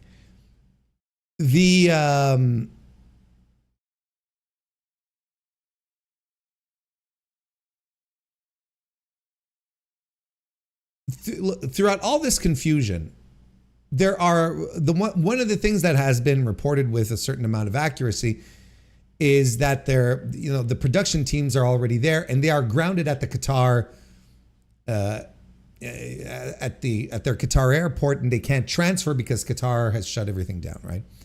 And And yes, there's memes to be had, and you can poke fun at WWE. It's fine. I've done it myself, and that's okay. But never forget that there are some legitimate, real people behind this that are paid to do their jobs and that are being told what to do. You have to fly there, you have to do this, so on and so forth. And they don't necessarily want to be a part of any international incident. They just want to be able to go do their job and come home. And this is probably very nerve-wracking for them, And I know, look, no love for WWE on this front, but I can sympathize with the people who are out there to do their job, who took a flight because that's what they're requested to do. That's what they're paid to do. And now they're in the midst of a very stressful situation that is probably putting a lot of anxiety on them and their families. It's not just the talent, Don't you worry about the talent, Cody Rhodes is not flying coach. John Cena is not flying coach. He's not even taking a commercial airliner. I would wager that CM Punk isn't either. And the talent that are going out there's not that many people going out there. They're a fraction of the amount of they are a tiny fraction of the amount of people that WWE is throwing out there, right? So, make fun of them as much as you want. You can make fun of WWE, but at some point you have to be able to make you have to be able to separate between poking fun at a company that you don't like and just being outwardly malicious. And I think there's a lot of people who have trouble doing that they have trouble separating the people from the corporation. I wish they didn't go, period, for multiple reasons. And this is one of them, right? You go into these hotbeds and so on and so forth. I didn't know why people would do that. Well, for money. I mean, what am I saying? I do know why people would do that. They do it for money.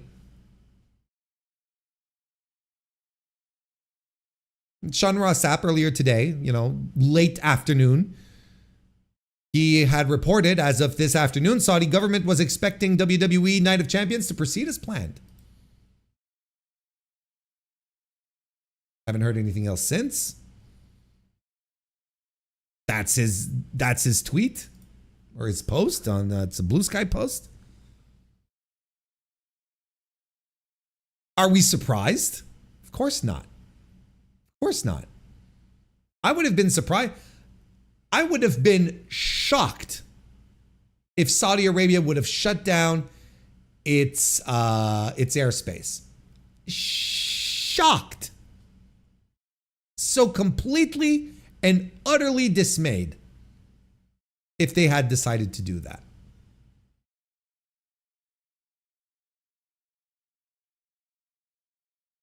Why? Because of all of the American interests that exist in Saudi Arabia. They're not ready to just lock out the Americans from coming in. There's too much money, and vice versa. They have interests in America. They need to fly out too. Not just the government. There's businesses, etc. They can't do that. Plus, they're in their 20-year plan or whatever it was. I don't remember what the propaganda. But more and more people are flying to Saudi Arabia just to be tourists, to just go hang out, to go on these resorts that exist for foreigners so that, they run less of a risk of breaking the country's laws. So they all hang around in the resorts and they don't have to deal with all of the social norms and obscure, or maybe not obscure, but other laws that they might not know about, and get arrested for and have bad things happen to them. So they're all in these resorts. There's so much tourism and travel happening and business with Saudi Arabia. I would have been shocked. 100% shocked if they had shut anything down. Makes no sense to me. And not to mention, I think their airport, I can't remember which one. I think I read this. I'm not too sure. But I think I had read that it was like a turnstile, for traveling in the region regardless. Like every flight goes through there, it's like one of these hubs. Like, it's one of these hubs like,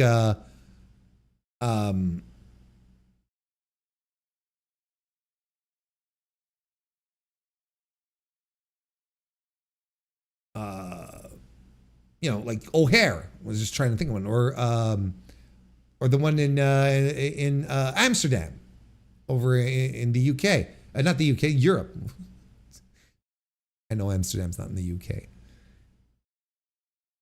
So there's so much. It would have been completely baffling to me if they had done that. I don't know. I legitimately have no clue why this became why this is a thing, and people seem to think that this is some huge deal.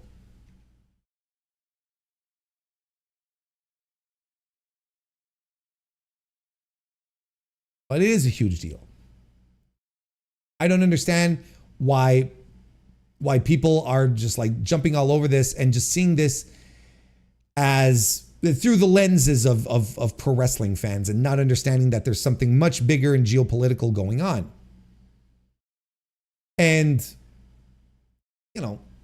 I don't know where this information comes from. I don't know why people were saying earlier today, Saudi Arabia shut down its airspace.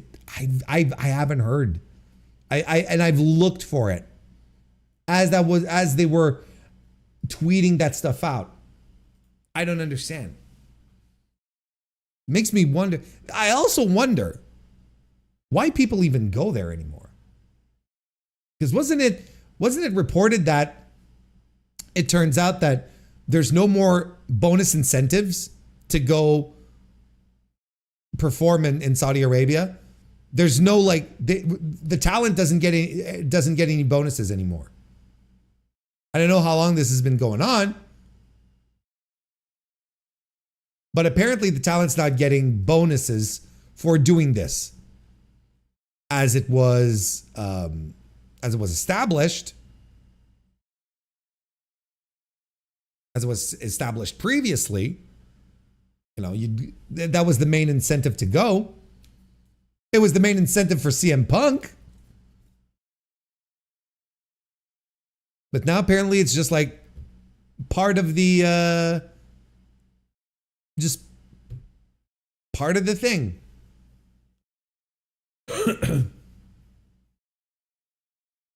So you can't even fall back on that and say, oh, well, they're going because they're doing extra money. No, it's not even that anymore. I guess it's part of the tour now. I guess there's no more opt in or opt out like it used to be, right? Remember when, they tell us Sami Zayn's not going because he's choosing not to, right? You remember that? I guess this is no longer the case.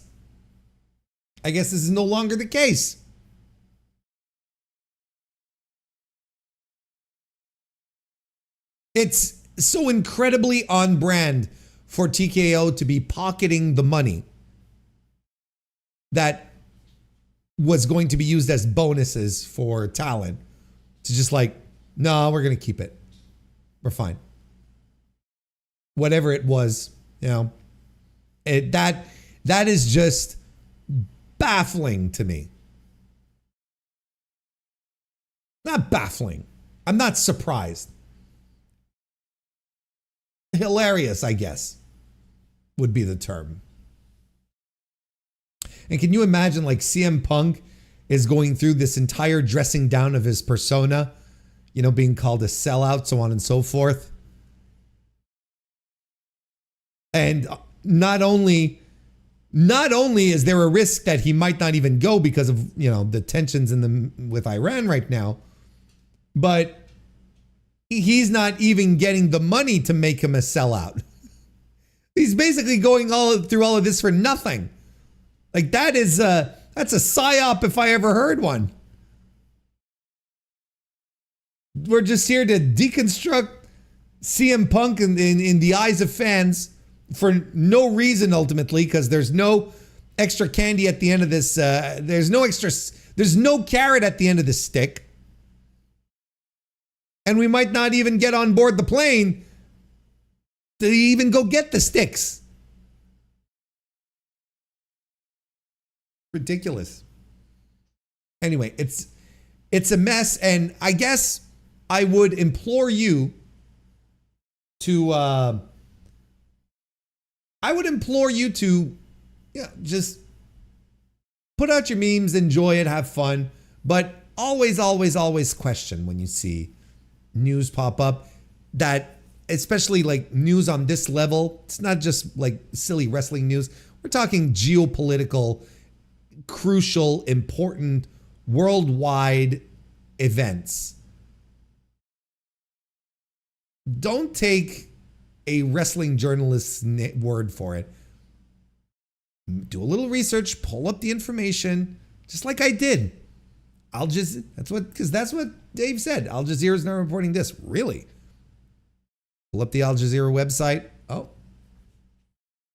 no mention here. Maybe it's on their Twitter account. Nope, no mention there. Then you can start to question. It's always important to have a healthy dose of skepticism in everything, particularly in pro wrestling. Anyway, look, if the important thing is that, here's the important thing ultimately, is that all the decisions that are made by WWE moving forward are decisions that are made to benefit the safety of everyone involved in a WWE production. Staff, talent, that's what they need to focus on first and foremost. That is the most important thing. I hope they make the right decisions. That's all. I hope all the right decisions are made moving forward. And I'm not surprised that the Kingdom of Saudi Arabia was like, no, we're still expecting this show to go on. Of course. I'm not shocked in the least. We'll see. We'll see how all this goes. Saudi doesn't work for me, brother. Yeah, pretty much, right? Pretty much. The Queen of the Ring finals is Asuka versus Jade Cargill. All right, good luck to Asuka, carrying Jade to her win as a Queen of the Ring.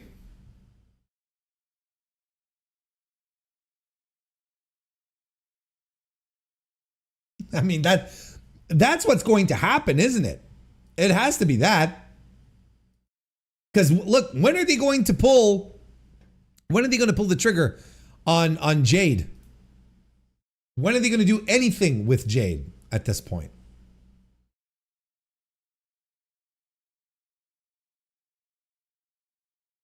They should just go ahead, and might as well be now, right? What are you waiting for? I mean, this company's been waiting for. They said they were going to make her. They said they were going to make her a superstar when she was there, right? That Tony fumbled it. But boy,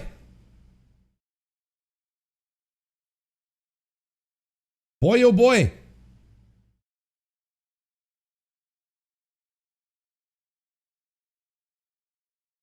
They haven't done much with her. How long has she been gone now? When did Jade leave? Late 2023, right?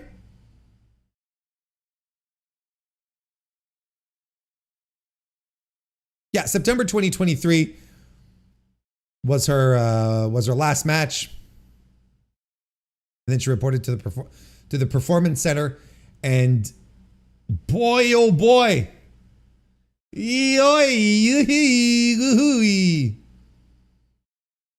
there has it's been contentious at the very least. Like we're getting into 2 years and they still quite haven't figured out what to do with her. The company that makes stars. Get your podcast. Nice to see you, man. You are the man.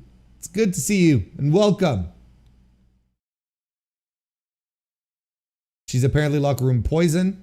Sure. You know what the suck thing is? Is that she told what's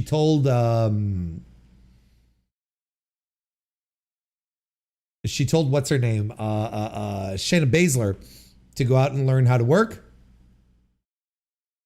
And then Shayna Baszler gets fired. That stinks.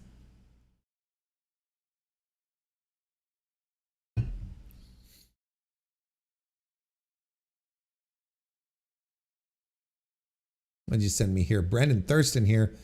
New former WWE employee Janelle Grant has submitted requests asking the court to let her obtain records, including emails with Linda McMahon and Dr. Carlin Coker and WWE board documents, to challenge whether her sex trafficking lawsuit must go to private arbitration. That's interesting. Because, yeah,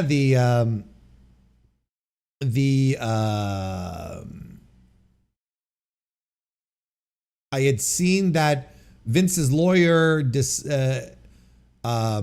challenged the idea to go back to arbitration. So she needs more stuff, basically. She needs to counter challenge the challenge, which is ridiculous. See, this is why, I am not this is why I'm not a lawyer. This is not, well, I'm not a lawyer because I had never studied to be a lawyer. What I meant to say is I don't understand these things completely because I'm not a lawyer, because I thought the idea to compel going into arbitration was settled, that it was not going to happen. Or am I misremembering? I feel like she had challenged that, or maybe it didn't quite happen.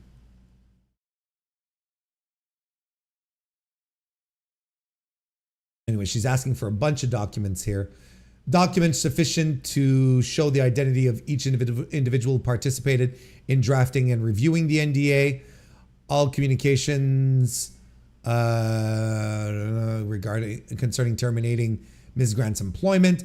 All communication regarding the employment and or the NDA. All communications between any of WWE's employees, officers, directors, or agents on the one hand, and any other person on the other concerning terminating Ms. Grant's employment and or the NDA. All drafts of the NDA. All communications between Grant and Linda McMahon. All communications always regarding Ms. Grant or the NDA. All communications between her and Carlin Coker. Ms. Grant's complete employment file, all documents and communications generated by WWE's human resource personnel, including but not limited to communications to and from Meredith Hutt regarding Ms. Grant's employment and separation from WWE and the NDA. All communications between Grant and or her counsel and Jonathan Shapiro Esquire. Who's that? Who's Jonathan Shapiro Esquire? Who is Jonathan Shapiro ESQ? Oh, he's a lawyer. Okay, so he's probably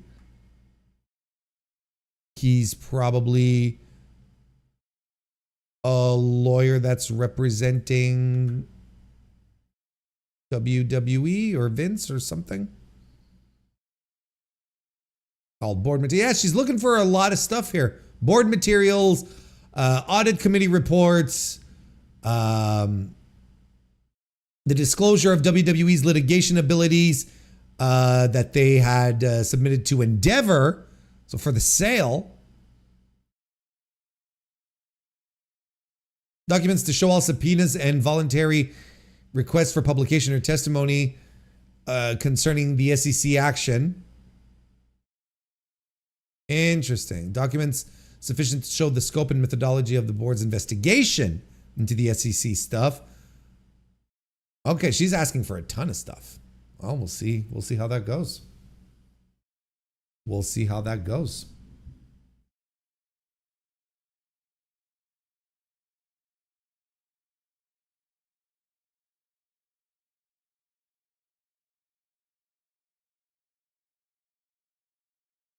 This case deserves a VH1 behind the music style talk.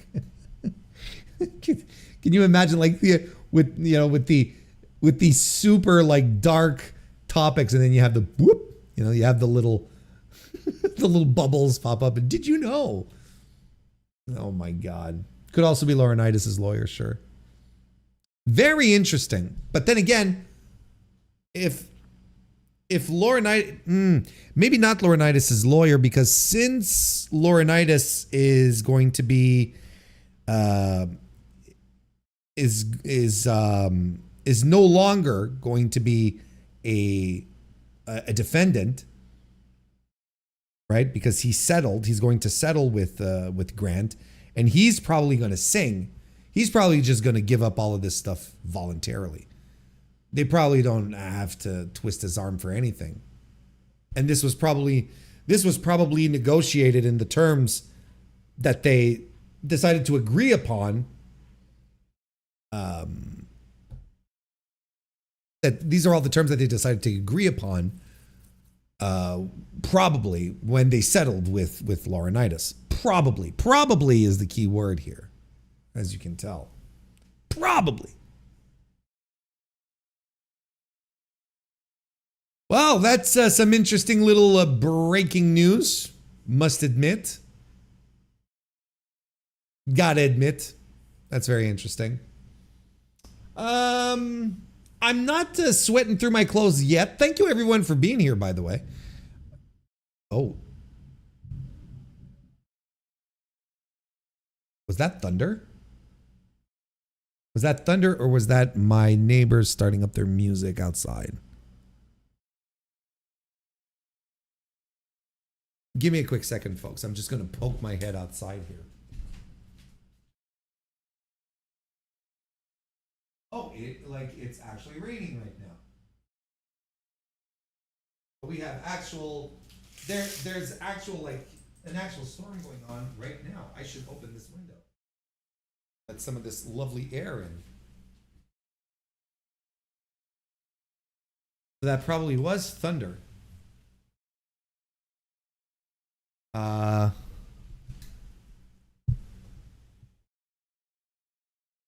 I'm actually considering. Look, if I hear another thunderclap, and it's, or if I start seeing lightning, I might call the stream.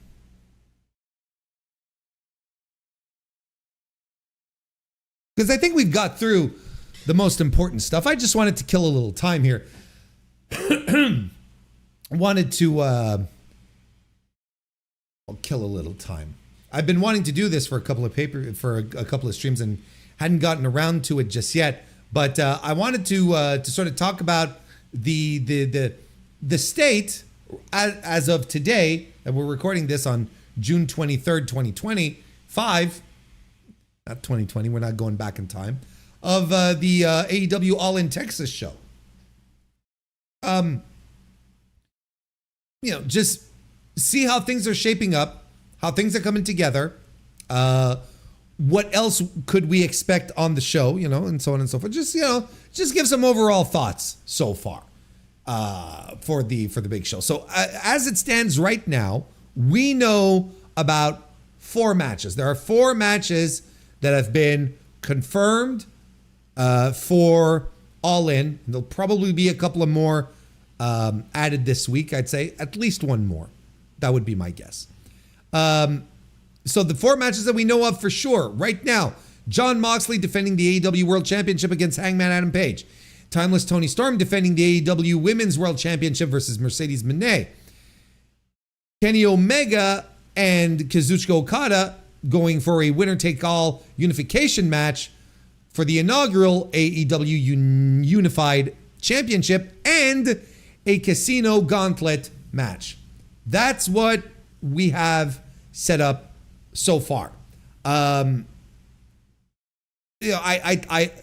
talk about a lot of these feuds very intensively every Thursday on the Dynamite review. So there's a lot of stuff that I don't necessarily want to relegate here. But this is the 3 singles matches that we have right now, like outside of the Casino Gauntlet match. The 3 that we have confirmed right now are terrific.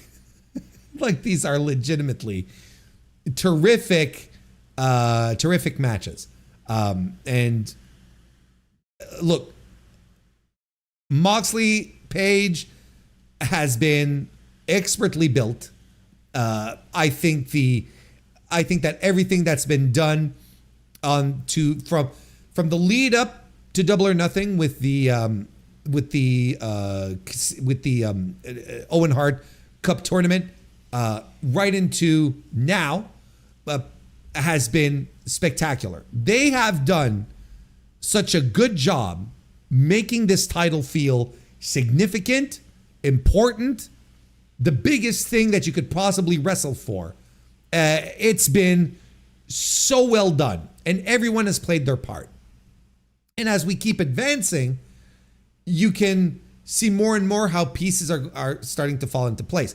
Now, what I'm looking forward to in the next few weeks is more one-to-one interaction between Page and Moxley. And what I mean by that is less things that touch on the extended world title universe, with Swerve and Osprey and the Bucks. And I want champion and challenger to get a little nastier with each other. I get it. We've got a nice big net that's been cast that involves a whole bunch of people, and that's really interesting. It also involves the ops to a degree. But now I think we're inching towards the necessity of having Mox and Strickland, Mox and Page, focus a little more on each other. Page has to sort of set aside the extraneous stories and focus on the one that is supposed to put asses in the seats, and that's your main event world championship match.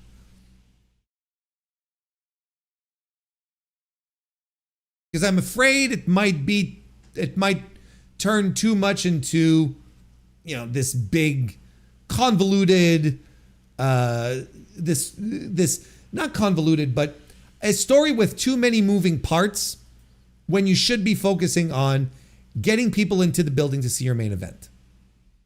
Now, they did that this week, this past Wednesday at Grand Slam Mexico, where Page came in and he was zeroed in on Mox, and that's good. That's what I want to see more of, personally. Not that I haven't been enjoying what they've been doing, because I have, tremendously. I think it's been extremely well put together, well woven, smartly done.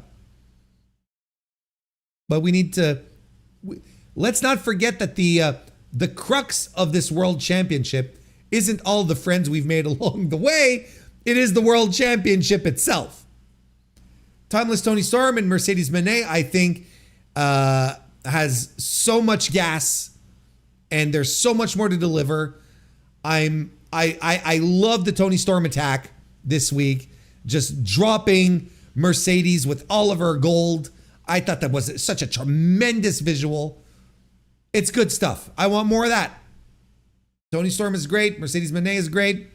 I'm looking forward to it. And look, Okada and Omega, I am thrilled to be able to see a Kenny Omega Kazuchika Okada match live and in the flesh.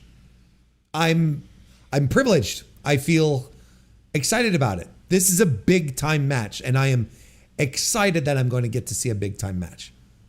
Something that has historical significance and probably the last big match that these two will ever have against each other ever again. You know, they're both getting up there in age. You know, and Kenny with his injuries and whatnot, you know, there's only so much there's only so much blood we'll be able to squeeze out of this stone. And these two guys are going to go completely all out, pun intended. No, but not really. They're going to go all out to make this match feel absolutely special. Now, there are matches that I think we can see coming, but haven't been put together just yet, that haven't been announced. I think that Mystico is not going to be done with MJF. I don't think it's a mistake that MJF has been going after Mystico's mask in the past couple of weeks, and that he outright unmasked him at Arena Mexico last Wednesday. That's usually a sign of an apuestas match, and I think the trade is going to be hair versus mask. And look, I think there's, look, you throw that there, that's another huge match. You throw that on this card, and that is a fourth huge match with Mystico, one of the biggest pro wrestling stars in the business, against MJF, despicable heel all around, going one-on-one with a legendary type of match that will attract Lucha Libre fans. I don't know. It'll be very interesting to see when they finally do announce the match, how many units that's going to move. How many tickets are going to be purchased once you announce that Mystico and MJF are going to be going one-on-one in a hair versus mask match. That's going to be really interesting to see, because I feel like by doing it in Texas, just look, geographically speaking, you should be able to draw some extra people into the building. You should get some Lucha fans in there, because this will be a big time Lucha event. There's no way that Mystico is losing his mask. Okay? That's just not happening. But that's not why you want to see it. You want to see it because you want MJF and all of his lovely hair get shaved off his head after spending all that time getting all that hair put back in. He's gonna get it shaved off. You want to see this? Now, you can make an argument that, oh, you should save this for Arena Mexico. Sure, you could make an argument to say, let's save this for the anniversary show later this year in September. And I mean, sure, I don't think it's a good idea. And I don't think Tony Khan would be pushing for that kind of match if it didn't benefit him in a more significant way than, through a talent exchange. Look, they've been giving Mystico video packages for the past few weeks, and we all thought it was leading up to his match on TV and the match at Grand Slam against MJF. But I think the packages ultimately are to get the audience more and more familiar with Mystico. Yes, for the Grand Slam match, but beyond that as well. I think Tony Khan ponying up the cash for Mystico's old entrance theme, Me Muero, I think so. The name escapes. my mind right now. But Tony Khan ponying up for the old theme song in Arena Mexico, knowing that the audience would go nuts and, sing along and make Mystico come across like the biggest pro wrestler on earth, I think that's not a mistake either. I think these are all booking gambles that Tony took to further this story with MJF so that they could get to an apuestas match down the line. And that will probably be at All In. And I'd be 100% okay with that. It'd be exciting. And then you have MJF, the heel that no one likes, and everyone thinks, oh, he gets away with everything. Oh, he's such a dickhead, and so on and so forth. Then he will get his comeuppance. And you shall regale in that. I think it's good. I think it's really, really good. So I absolutely think that this is a match we're going to get it All In. Just like Swerve and Ospreay versus the Bucks. And god damn, that would be another straight up incredible match. It would be so good. Another, like you easily have with those 2 extra matches that I added here, just a top of the card with 5 matches that are just absolute certified insano matches with some of the best wrestlers on planet Earth in all 5 of these matches. In all 5 of them. I say it so often. The depth of talent this AEW roster has is preposterous. This is quite likely, quite assuredly, the greatest professional wrestling locker room ever put together in the history of pro wrestling. I don't know of any other time in history where one promotion has had so much top tier, high level, world class talent than AEW has today.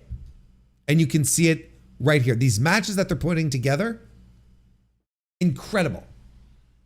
That they're at least touching on. That's what I'm expecting. And in the Casino Gauntlet match, you know what? I'm expecting Bryan Danielson to show up. Danielson going out there at the end of Grand Slam Mexico, throwing a Busaku knee, landing, flat backing that one. I think he's getting the itch again. He was sitting in the audience watching the Tuesday night show with Chris Hero, grinning from ear to ear with his Smokey the Bear, hat on, just grinning. And he's telling Hero, I'm going to do this again, brother. Here I go. We are so close. We are so close. Let's go. It's very exciting. It's very, very exciting. Now, I'm sure we'll have a couple of neat surprises there. I'm sure Danielson. And here, what I appreciate is that the Casino Gauntlet match is coming back, and it's been a while since we've had the last one. It's been a rather extended time since we've had the match. I remember talking about it not all that long ago during the last Casino Gauntlet match, which was it the tag team one? Anyway, I was saying, look, we've had too many. We're abusing of them now. They don't feel special. There's too many of them. They should be brought out more rarely, as opposed to a little more frequently. I think otherwise you lose a lot of the charm of them, and one of the charms of the Casino Gauntlet match is the surprise appearances, right? Because let's not forget the essence of the gimmick. It's just you just have to line up backstage. You know, it's a first come, first serve situation. And if you're next in line, you go out. So anyone could show up. That's the point.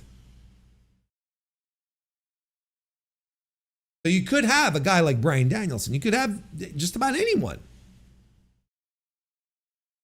You could have just about anyone join up in this one here. Do they have someone show up from New Japan and start setting up something for Forbidden Door? Maybe. You know, maybe. Anyway, we've got, you know, there's some interesting, there's definitely some interesting breadcrumbs that are being laid here. But I you know, if you're a betting person, you know, this is for entertainment purposes only. This is not financial advice. But if you're a betting person, I'd put some money on Danielson being in the Casino Gauntlet match.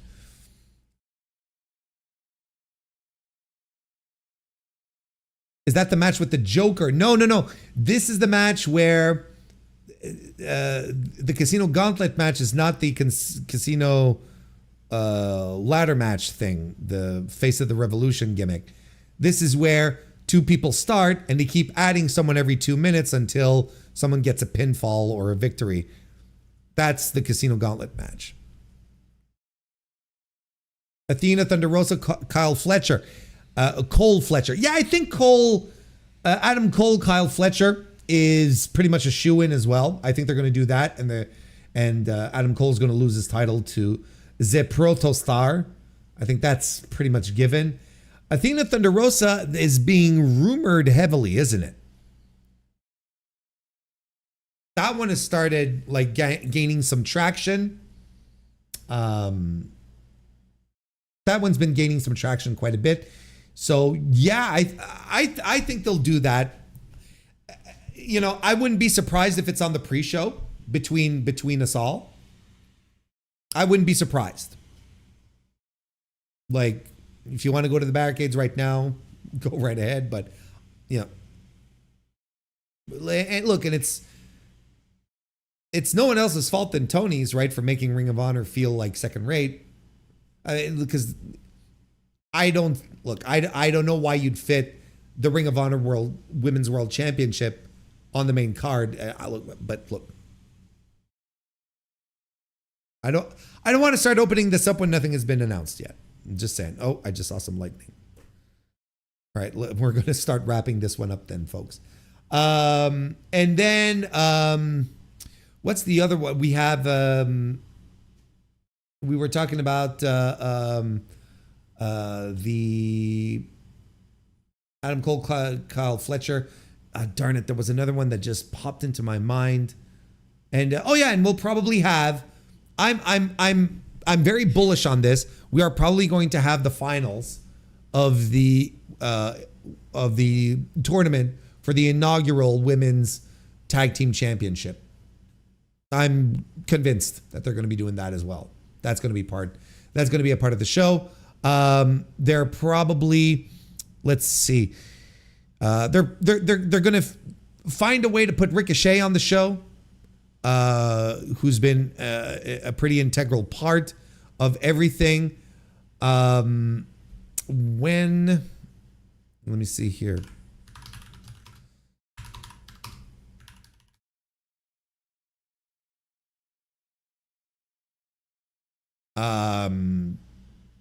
Let me see here.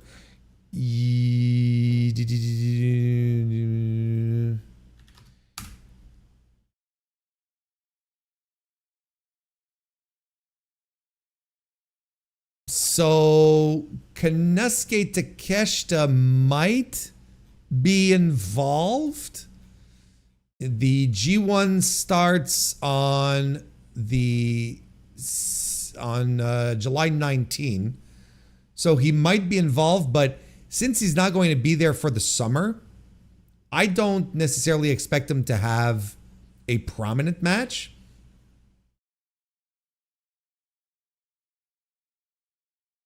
You know, he might just be there for shits and giggles. FTR, I think, is going to be involved. The FTR is going to be on the show. 100%. You know what? Kota Ibushi returning in the Casino Gauntlet match is a perfect way for him to work his way back into the show. I think that's the perfect way to bring him back.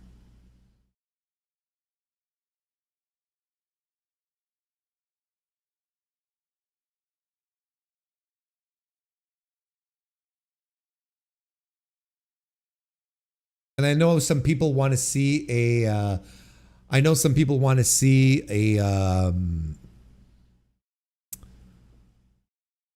They would like to see a women's Casino Gauntlet match. I don't know if I want to see two gauntlet matches. You know, just give me one or the other.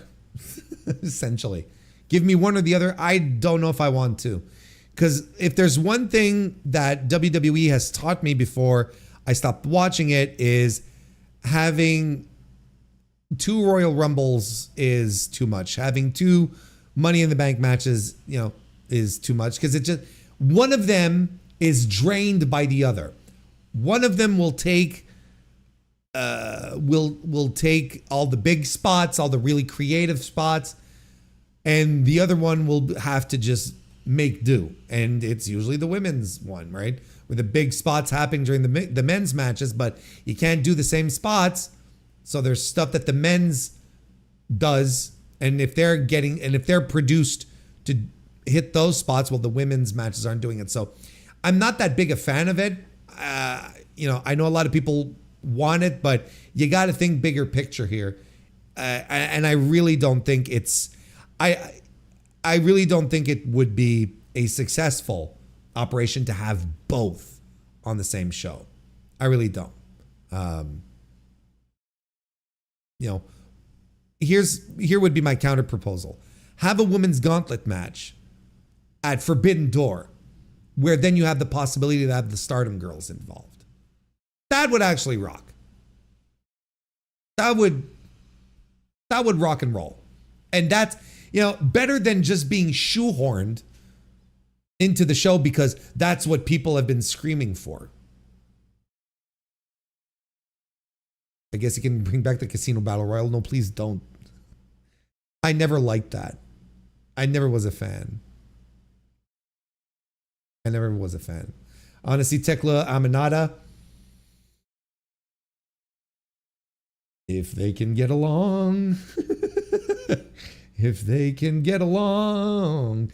Well, they have did they announce anything for Dynamite this week? I don't know if they did. I don't think so, right? Yet.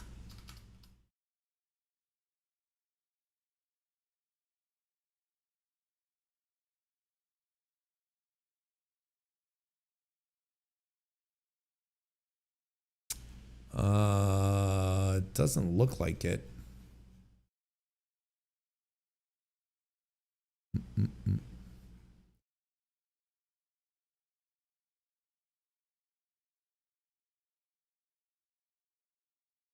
Doesn't seem to be much.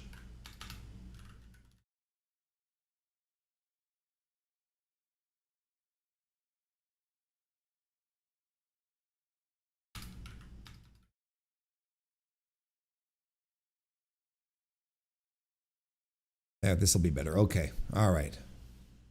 I was logged out, so I couldn't see the proper stuff.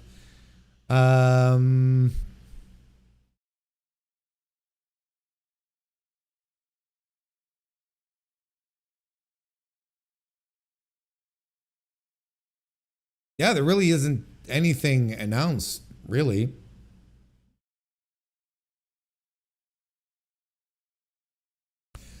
So I was thinking maybe we can look at what's been announced and glean some matches, but yeah, there's nothing really. Kota is the only thing on Dynamite that's scheduled. Well, there you go. That's actually a very good idea. I'd put him on there too, quite frankly. Yeah, so there you go. Look, this is where we're at. Like what, 3 weeks ahead of or so ahead of All In. And that's the setup that we have. And we're going to get more matches in. And yeah, they're going to add one or two. I am fairly confident that they're going to be... That was a fire truck. I am fairly confident that they're going to be adding MJF and Mystico this week. My gut says that this is happening. I trust my gut, as many of you know. I put a lot of faith in my gut. I trust my gut. So I'm pretty sure that's what's coming up. There's going to be a lot more interesting stuff to come as well. Look, so far, this show is booked excellently. I don't know how anyone can complain about it. At least from a booking standpoint, a storyline standpoint, all of these top matches feel good. The rest that are going to fill out the card, you can see them being built, being put together so that they make sense for the audience, you know. This was the promotion that people used to say there are no stories.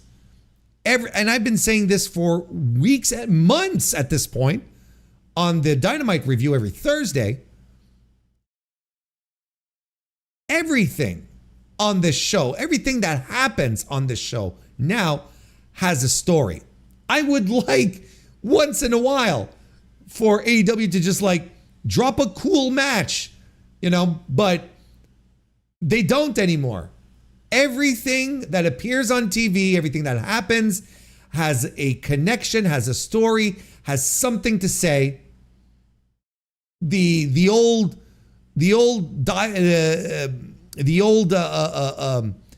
standbys of AEW has no stories is demonstrably false. Anyone who still clasps on to that has no idea what they're talking about. They don't watch the show. Everything has build, everything has story, and it's all culminating into a show that has some of the best wrestling talent on planet Earth that are going to do the fighting for our entertainment. I don't know what more you could want. But look, this is not going to be the last time we're going to talk about All In. On our way there, we have only just begun, folks. We have only just begun.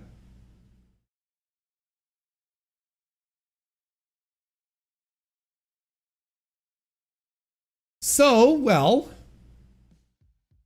we done good. We survived the evening. The stream stayed up, and but yeah, you know, we've got some thunder. There's some thunder rumbling, and I saw a couple of lightning flashes. So, I think it's wise for me to wrap it up.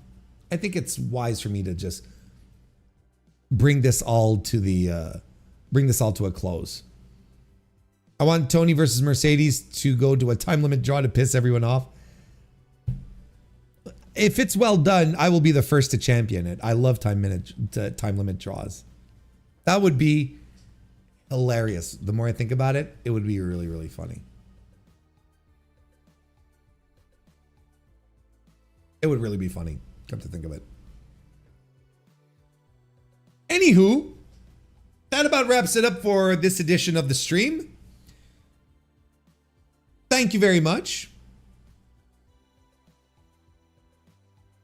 I appreciate it. Thank you everyone for hanging out, for coming to say hello. When's the next time you're going to be streaming, Warren? Maybe tomorrow. It'll honestly depend on a bunch of things, particularly the heat. I'm still okay, but we'll see how things go tomorrow.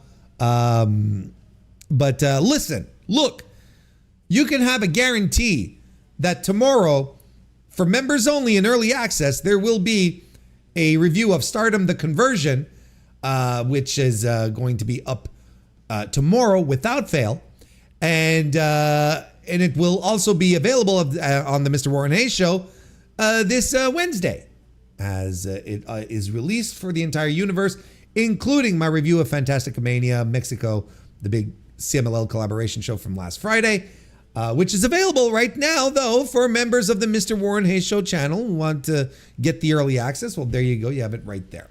Otherwise, back Thursday for the Dynamite review. There's always something going on here on the Mr. Warren Hayes Show channel. And I hope you come back. Because I had a lot of fun tonight. Hope you enjoyed it as well. Thank you all so much. Go watch some Randy Orton and get back to me. And I'll see you next time.